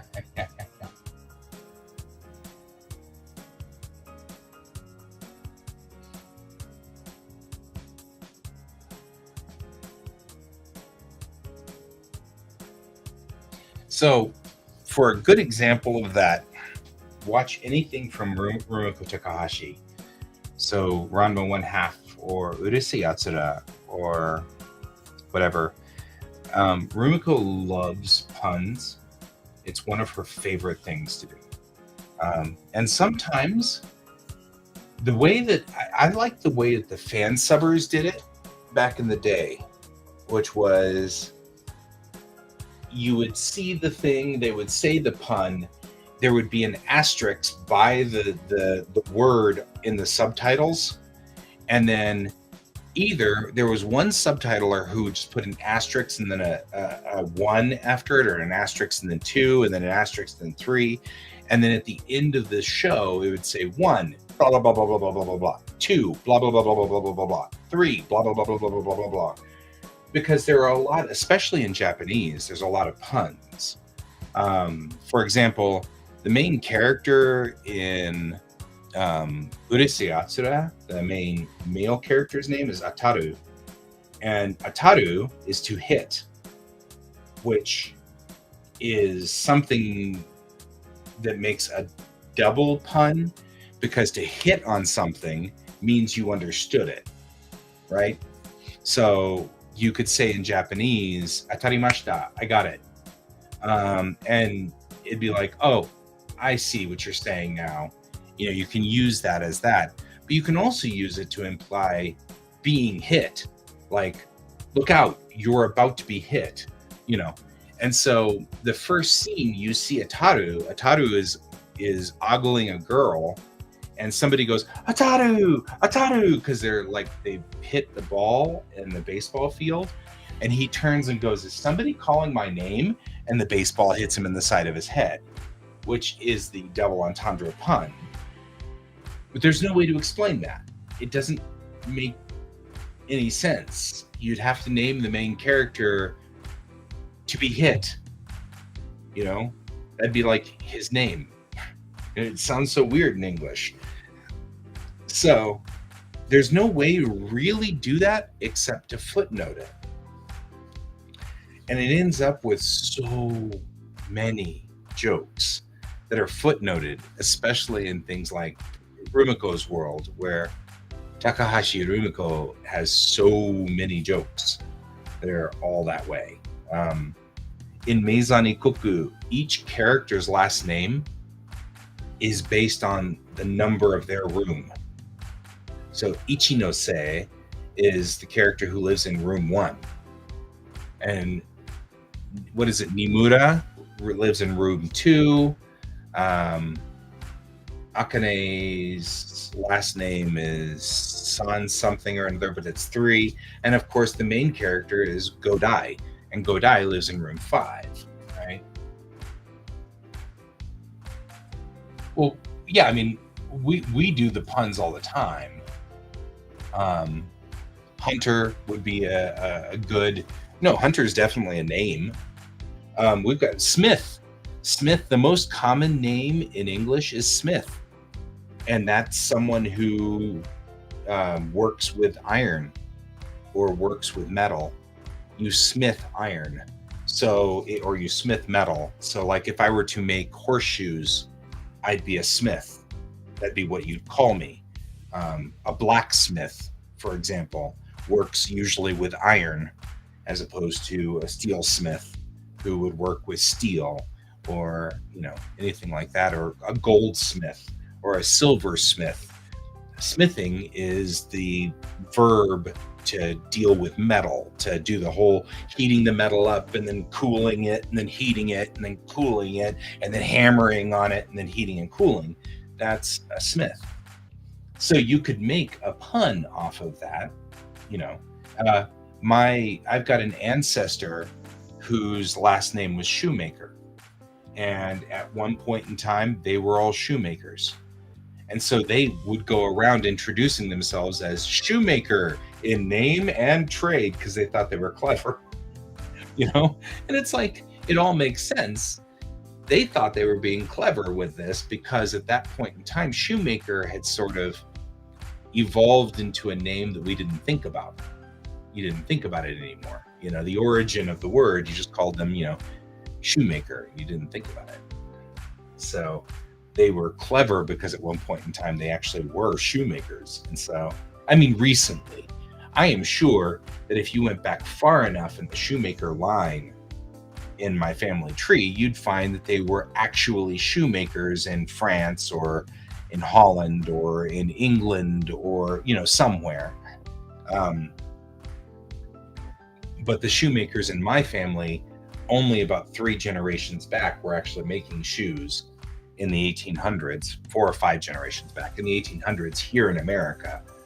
And so I think that's more of what they were saying in the joke, we're shoemakers in name and trade. They thought they were clever. So there are definitely jokes like that, but you certainly could have that. Most names come from professions, last names, the family names. Because for a long time, in a lot of our cultures, would pick up the trade of the parents because of the nature of society. You needed to have a smith, otherwise you wouldn't have shoes for your horses, right? So you'd have a blacksmith, and the blacksmith's children would pick up the smithing, and so you'd end up with Bob the smith, and then his kid would be Tim the smith, and then at some point in time it'd just be Joe Smith. They drop the and it just becomes Joe Smith. That's the smith of this particular city. He's the one that smiths things. And so we get to a point where it becomes irrelevant. And then as the big cities grow up, you can change careers. Once you're no longer in a little teeny city with only 12 people in it, you can start changing careers. Well, you're Bob of the Smith family, but you wanted to go make shoes. So you made shoes. And so we just called you Bob Smith, but you make shoes. And Joe Shoemaker has moved on to being a groomer. And so now he takes care of the horses. Right. Right. Well, and in Sweden, you've picked up the same thing. Anders' son, that's the same thing we've got here, Stevenson. Stevenson's a last name for a lot of people here, and that's Stephen's son.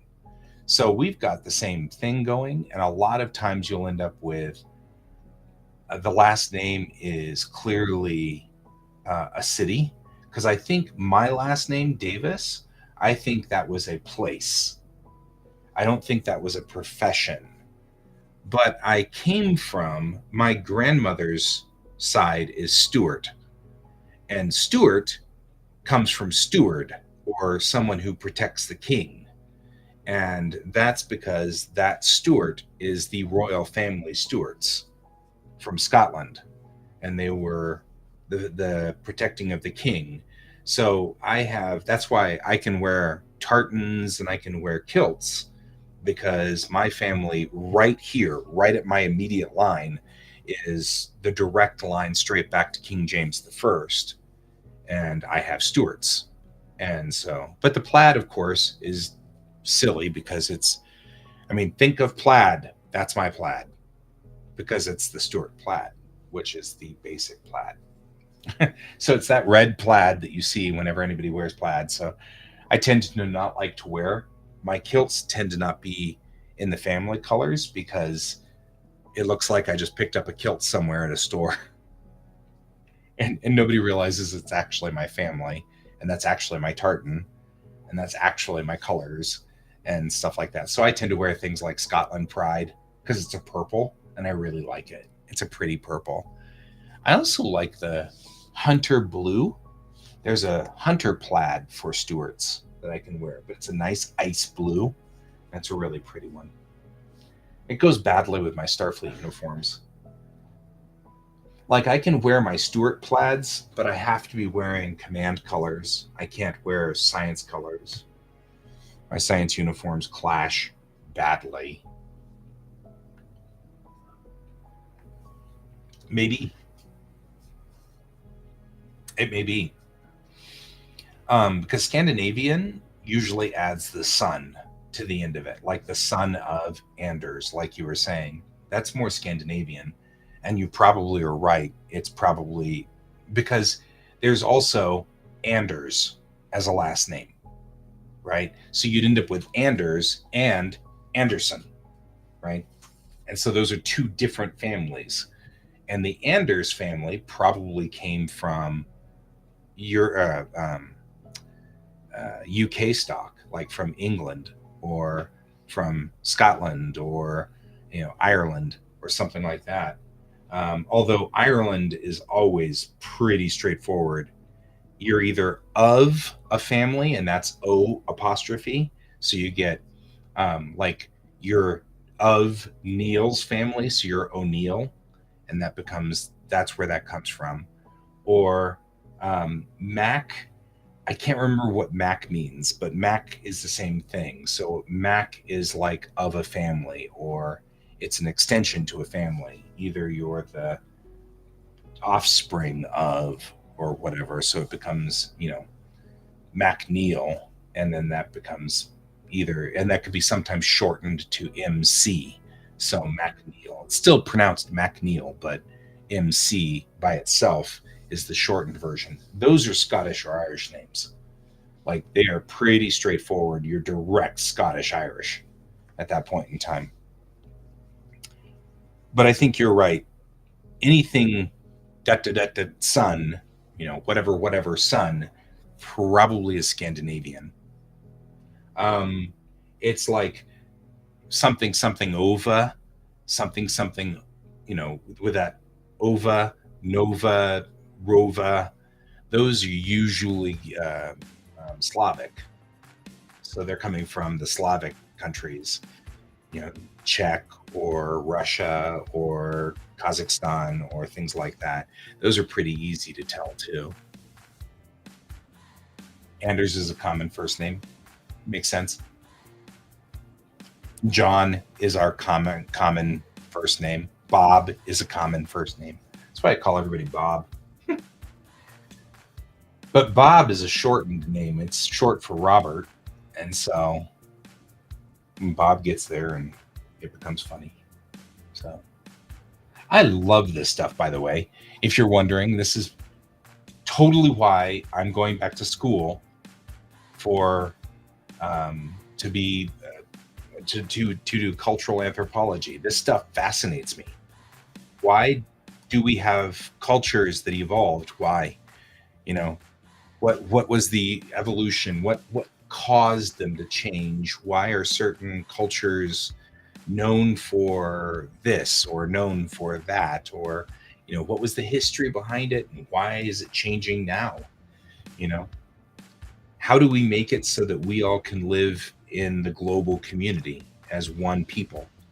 you know some user, you're over there in Europe, but I consider you part of our little family here on this TV show, or this stream, if you will, just as much a member of the family as Brent, or as um, maybe Bert. I feel like Bert is a different name here. You're welcome. But I mean, that's a thing, right? Because we all have something in common, and that makes it irrelevant where we're from, or what country we're from, or what nation we're from. Yeah, I have a number of friends now that are Japanese, and they're just as much my friends as the Americans here, or any race that I can think of. It doesn't change or alter the fact that I love them the same, you know. And I think that's fascinating to me. Humans have a weird skill in that. But the more I read about archaeology, the more I find out that that's what made us have the edge. That's why we survived. And that's why the Neanderthals didn't. It's because they didn't have that edge. That's our edge. Our edge is that we take care of each other.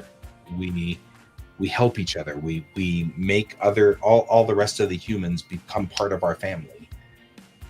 And as much as it's horrible when we get into war and when we get into fights over territory and things like that, that's mostly resource bound. So now that things are becoming a little looser in the world, there are fewer resources that we have to fight over. And there are different alternatives to resources now. We don't have to fight. There's no reason for us to get into an argument.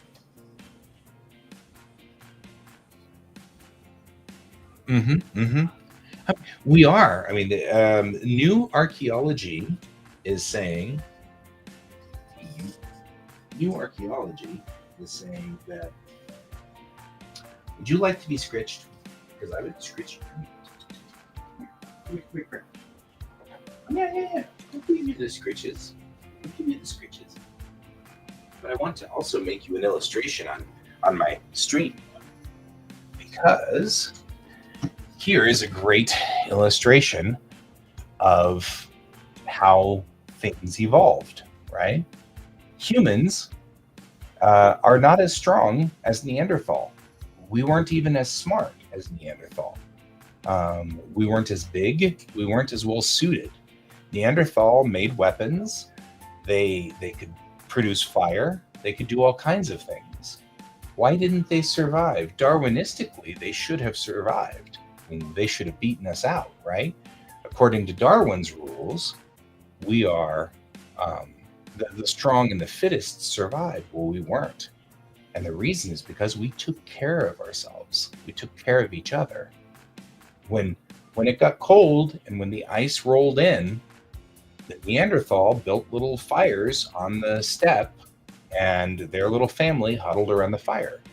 Humans, the Homo sapiens, we built houses and took everybody in.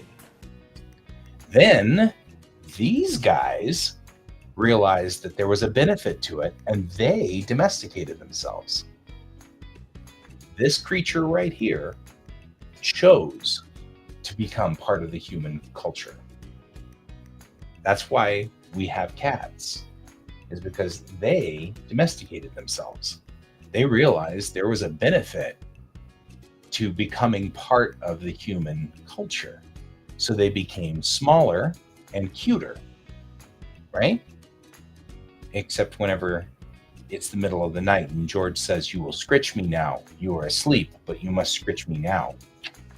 Which is why I will wake you up in the middle of the day and scritch you, because you wake me up in the middle of the night. But these guys domesticated themselves. They were lions and tigers. And when you domesticate yourself, you become smaller and cuter, and you become much more adorable. You know, cats don't talk to each other. They only hiss or growl. The meowing only happens with kittens to talk to their mom, to make sure that their mom knows where they are. And then cats meow now because we are their moms effectively. They have become domesticated. And in domestication, you stay a child forever. That's how domestication works, right? You are an eternal child. And so you are my eternal child. Did you know that? Did you know that you're an eternal child? You probably didn't, because you probably think that you're an adult cat. You'd be right. You are an adult cat.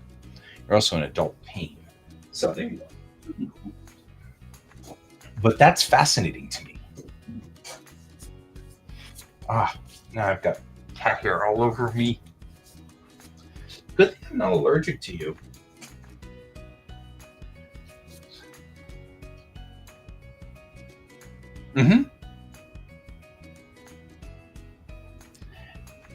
You don't find babies cute until they're your baby. But that's normal. The other thing is that we are effectively baby Neanderthals. That's what we are.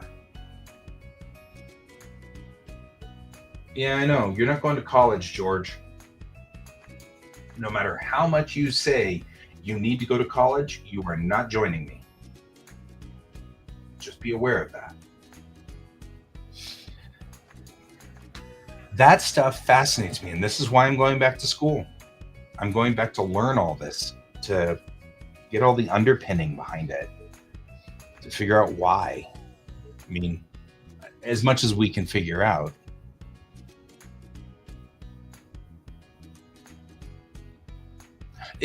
But that's the thing. So what the theory currently is that humans are small, cute Neanderthals. We stay in baby mode all of our life, effectively. So we are encouraged to protect each other.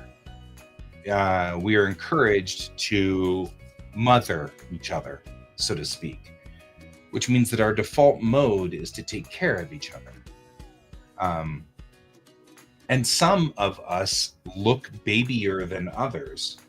Asians, by just their design, tend to be smaller, more childish. They have less hair, things like that.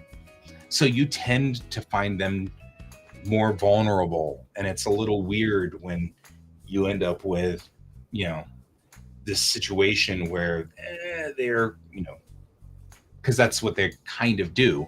And it's the nature of us. But all of us are effectively baby Neanderthal. I mean, if you think about it, we're all like smaller, cuter versions of the Neanderthals. And that's what made us survive. Because once even adult males in our species are still smaller, hairless compared to Neanderthal. We look more like babies. Our faces are rounder. They're not as elongated. So we pretty much look like little babies of the Neanderthal tribes. And the thing is that we take care of each other, and then somewhere along the line that extended out. We even took in Neanderthals. So even once the humans, the Homo sapiens showed up, we still took in the Neanderthal and brought them into our houses and brought them into our families. And we've still got Neanderthal blood running through a lot of the threads of humans. But cooperation is the big thing. That's what made us survive. And the cats discovered that if they were cooperating, it didn't make them want to protect us because we were alien, I guess.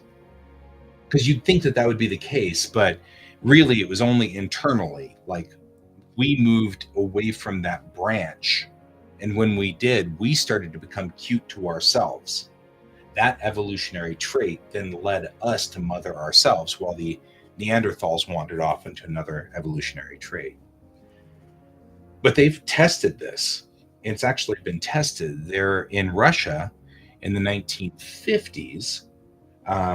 They took these silver foxes, which are the meanest, most vicious foxes. They're so mean, and they captured them, and they only bred the foxes that showed any sign of cooperation. All the rest of them they wouldn't let breed. And within 50 years, the foxes that they had were smaller, they had bigger ears, they had bigger eyes, they grew eyebrows so that they could emote with us. They became kinder, their tails wagged. They effectively turned into dogs. Weirdly. Right. But we don't want to protect all animals. I mean, it takes a lot of brain power to want to protect sharks, because sharks aren't cute. They look dangerous and they look scary. Yeah, we can even make jaws out of them. You know what I mean? Bears don't look cute. Bear cubs do, but bears don't. Bears look scary. You know what I mean? Like, so if you ever look at like stuffed animals, all of the stuffed animals we make are usually babyfied creatures. You know what I mean? They'll take the sharks and then make them small and fuzzy and give them big eyes and, you know, make maybe a little bit of a smile on their teeth. But if you look at a real shark, that's terrifying. That's not scary, or that's not friendly. You don't want to hug a shark, right? I mean, there are people who can, because that's one of the benefits of being human, is that we can decide for ourselves what we think is part of the family and what isn't. And so some people are totally into sharks. Absolutely cool. Those people are marine biologists. That's what they do, right? But I mean, that's the thing, is we turned ourselves cute. There's a book out there by Rutger Bregman called Humankind. And it's a white book, and the letters human are in black and the word kind is in blue. So it's humankind. So it's the pun on humankind being like humans and humans being kind, you know, because that's the pun on the word kind, which has two meanings in English. It can mean either a race, or it can mean, you know, niceness, or being nice. So it's called humankind, and it makes that double pun. But in his book, he talks about all of this. This is the newer generation of archaeology, is that they're now saying that we were not Darwinistically superior to the other species of primates on this planet. We weren't stronger, we weren't smarter, we weren't faster. Yeah. Yes, absolutely. We're training from an early age. Plushies are training children to take care of other people in a way. We're giving babies so that they can learn. Well, they don't need to learn it necessarily, but it does play on that aspect. But the thing that's interesting about Rutger Bregman's book is that his theory is that we all are by default. We all by default want to take care of each other. That's our base mode. We have to be convinced to hurt one another. And I actually believe that firmly. I believe firmly that people have to be convinced. And he goes through in that book, he explains in the book everything you can think about, any situation where science has proven that left alone, we are evil people that will kill each other. And he goes through each and every one of them and shows that in this situation, there was a mitigating circumstance that forced the people to become hostile. And in each situation, all of these cases had a reason why people became hostile. And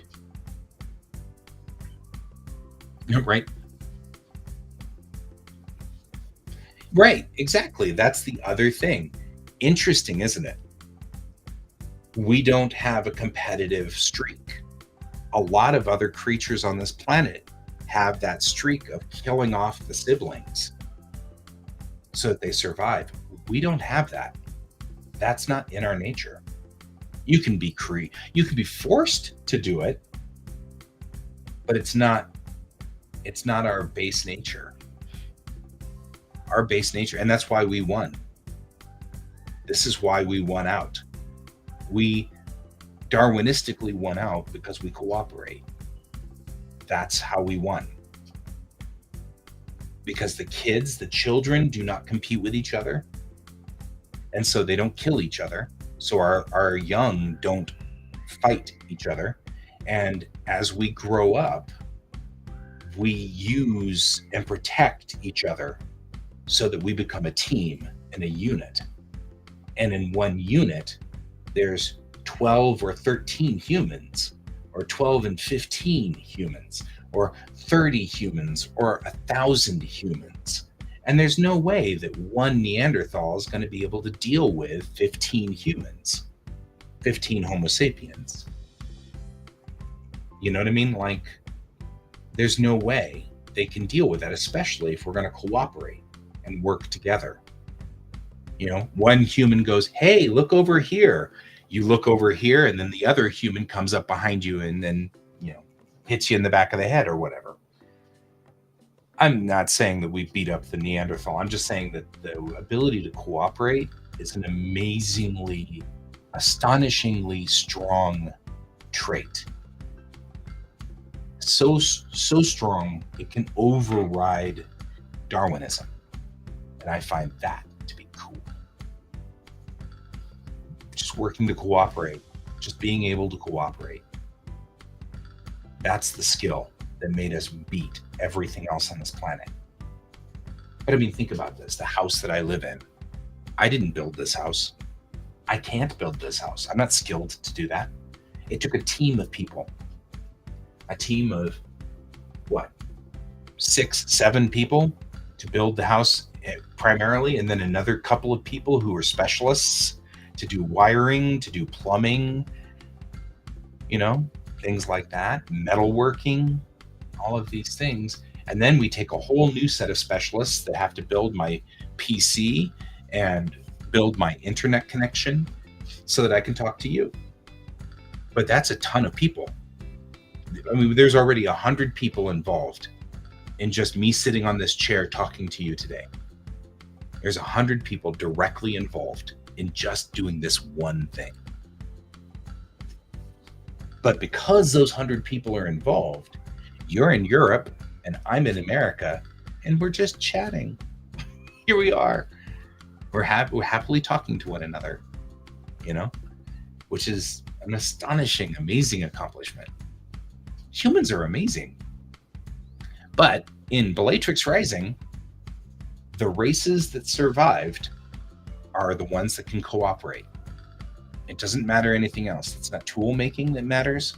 It's not how they communicate or anything like that. It's whether they cooperate with one another. Those are the races that survive. So those are the sentient races that live in the world of Bellatrix Rising. We've got another 10 or 15 aliens out there that don't quite cooperate yet. And so they're sentient.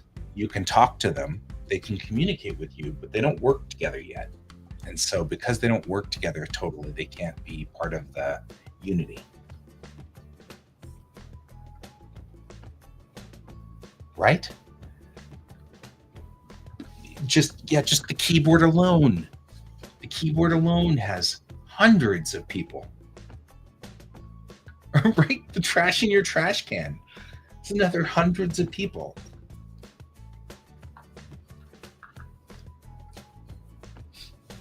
That's the thing. If we can finally realize that people's default mode is to take care of each other, we'd be in a far better place on this planet. But that's a hard thing for people to learn. As he says in the book, because we have negativity bias, right? If you see something, you assume the worst of it. It's probably a survival trait. As he says in the book, he says, it's a survival trait because if you see the snake and you assume it's a cute, fluffy toy, you're not going to live long. So you have to assume that all snakes are poisonous, even though not all snakes are poisonous, right? So the same thing happens with us. We assume the worst. That guy cut you off in traffic. He's probably mad at you and hates you. When in real life, he probably just didn't do his over-the-shoulder check, because us humans, we make errors, right? So he probably was just driving along and forgot to do the check over his shoulder. And so he cuts you off, didn't realize it, didn't mean it. It was just a boneheaded error, like we all do as human beings, because we're all human. So he makes this dumb, stupid error. Oops. He didn't mean to, you know. But we will assume that it's because he was stupid or preoccupied or see you later, Brett. I will be on again tonight, so I'll see you tonight after Geek Tank, because it's Geek Tank first. But yeah, so that's why I want to get into being a cultural anthropologist. I actually firmly believe all of this. The more I see things, the more I look at things around in the world, the more I realize it's true. And some user, you and I are friends. I don't even know your name. I don't need to know your name. I know who you are, and that's okay. And that's it, right? We've become buddies. We've become friends. You're not even from the same country as me. You're not from the same culture. You're not from the same country. You're not from, but I still consider you a friend. And it's all because it depends on what you want to call, where you want to draw the line. And I certainly don't draw the line at countries anymore, and neither do you. We both have decided it doesn't matter. Our countries are important, but they're not the reason why you should be friends or not be friends with somebody. And of course, that's a lesson that's hard to learn, but once you learn it, it's pretty easy to employ. I probably should go to lunch too, because I've got lunch stuff downstairs. I could go make lunch. That's why I like food and cultures, because food is definitely a sign of what you are and how you grow up and what you eat and everything. And we can all eat all the food, like every food from every country. We can all eat it. And sometimes you're just like, what? When I go to Japan and I'm like, how are you eating this? I don't even know what this is. But you're eating it, and I guess I can eat it too. But boy, oh boy, I don't know what it is. So, but that's one of the reasons why I love food culture and in all the different countries. Because it's like, I don't even know how you got to this. Why are you eating whale?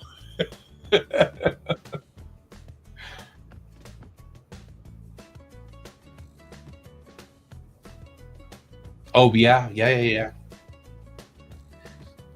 There's like a number of people who it's interesting,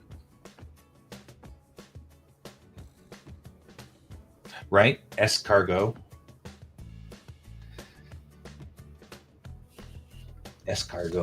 things like that.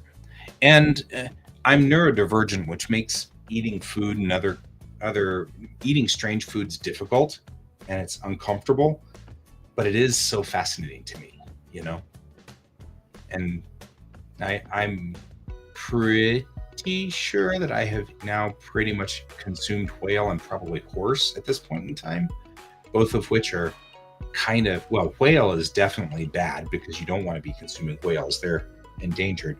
But horse is culturally bad for Americans. Americans don't like to eat horses. And I think it comes from having to rely on your horse. But we also don't eat cats and dogs. So that's also something that could be potentially eaten in another country. There are a number of countries that do things like that. I tend to have real problems eating insects because I am not a fan of insects. I'm entomophobic, so I'm afraid of insects. So, right, that's sort of my rule. I'll give it a shot. I'm willing to try it. I may not like it, but it does tell me a little bit about what your culture is. The foods you eat tell me what culture you're from, and culture fascinates me. Like, I love hearing about other people's stories and why they do things and what their families did and things like that. All of that's so interesting to me. I was born to be a cultural anthropologist. I just didn't know that there was a word for it until recently. So off I go to be cultural anthropologist. I'm heading into school again. I'll start school in January, which means, by the way, some user, I may not see you much starting soon. So keep in touch. Are you on the Discord? Do you use Discord? If you don't use Discord, it's probably difficult to try to make you use Discord.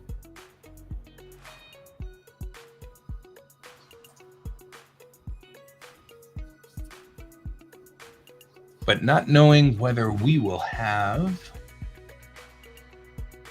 the ability to keep connected for a while, I will give you not this.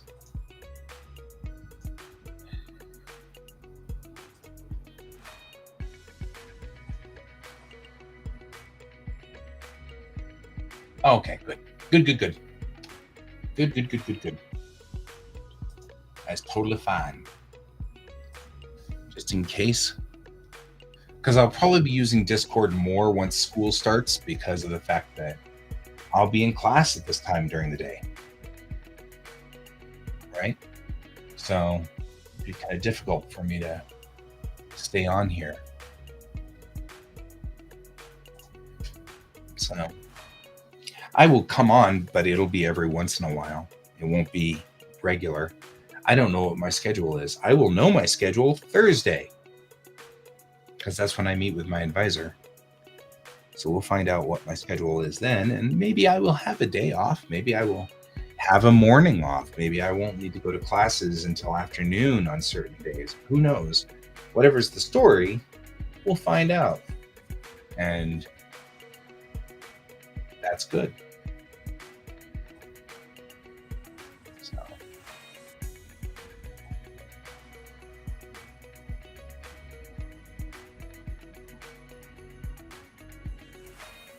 I'm looking around the duck pond. I don't know who's in here.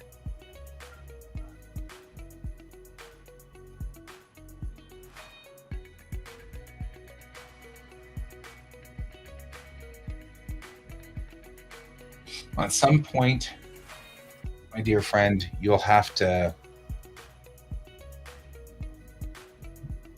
Oh, well, thank you. Thank you very much. Then I will be Dr. Guy. I'm all about that. I'm going to go get my PhD in cultural anthropology, and we will study cultures, and I will be a doctor in it, and that will be really cool. And then you can call me Dr. Guy, which sounds like an evil supervillain. I'll have my evil supervillain name.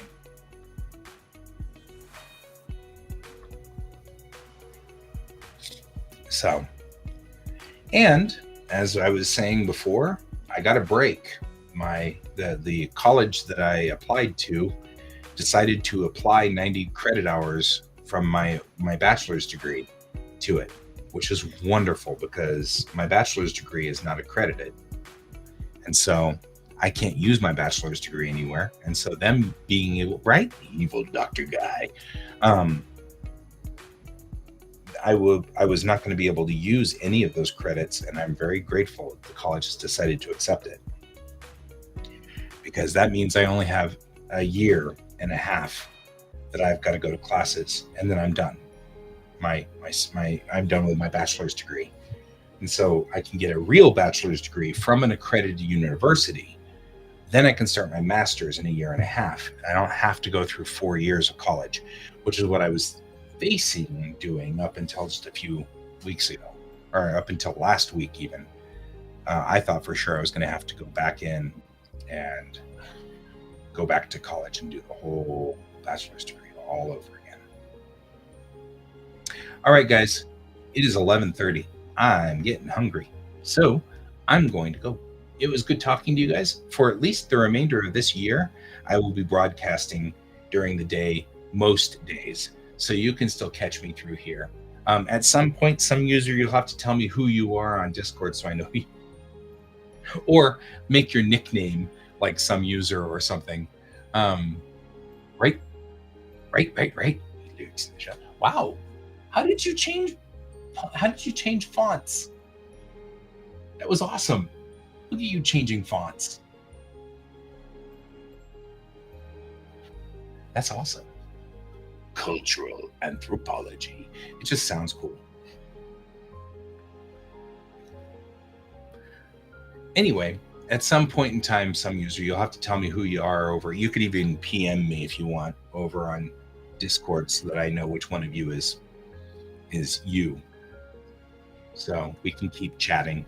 And maybe what I'll do is every so often I'll start a thread over there on Discord. It'll slow down the comic quite a bit, but it won't stop the comic because I'm actually saying a lot of the things that I've been saying here in my comic. So I want my comic to be my legacy. And so I will keep working on my comic. It'll just be slow for the next 6 years while I become a doctor. And then it'll be by Dr. Guy, you know. Oh, you're the guy with the word picture. That works. Over here. Oh, I see. That works.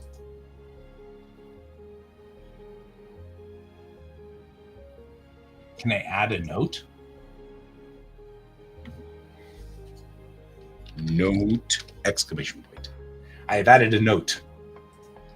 Does that change what you see on there? That's a good question. Can you see that I have added that note?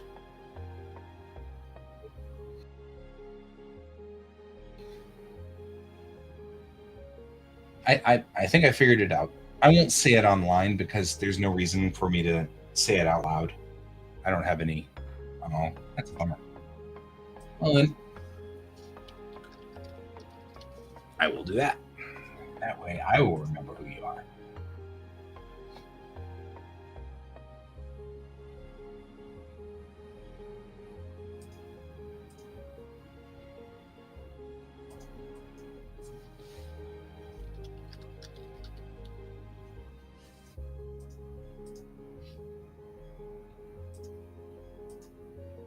There we go.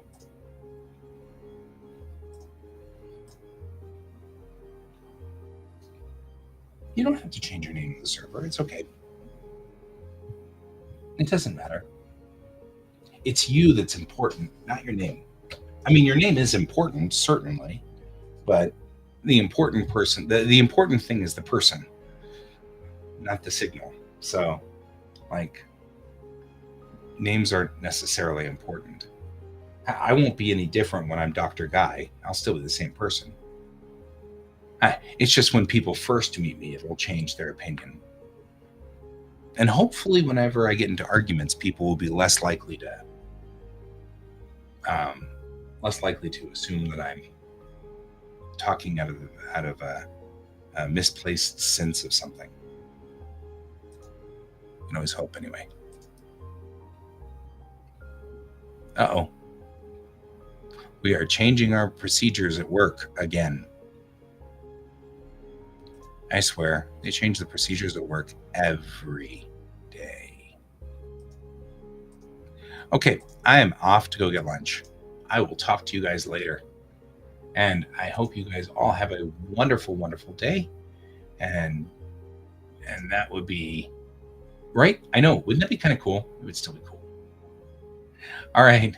I hope you have a wonderful evening over there, some user. And for the rest of you guys, I hope you have a wonderful day in whichever position you are in. And whether it is a evening or a morning or a night, I hope you have a wonderful time.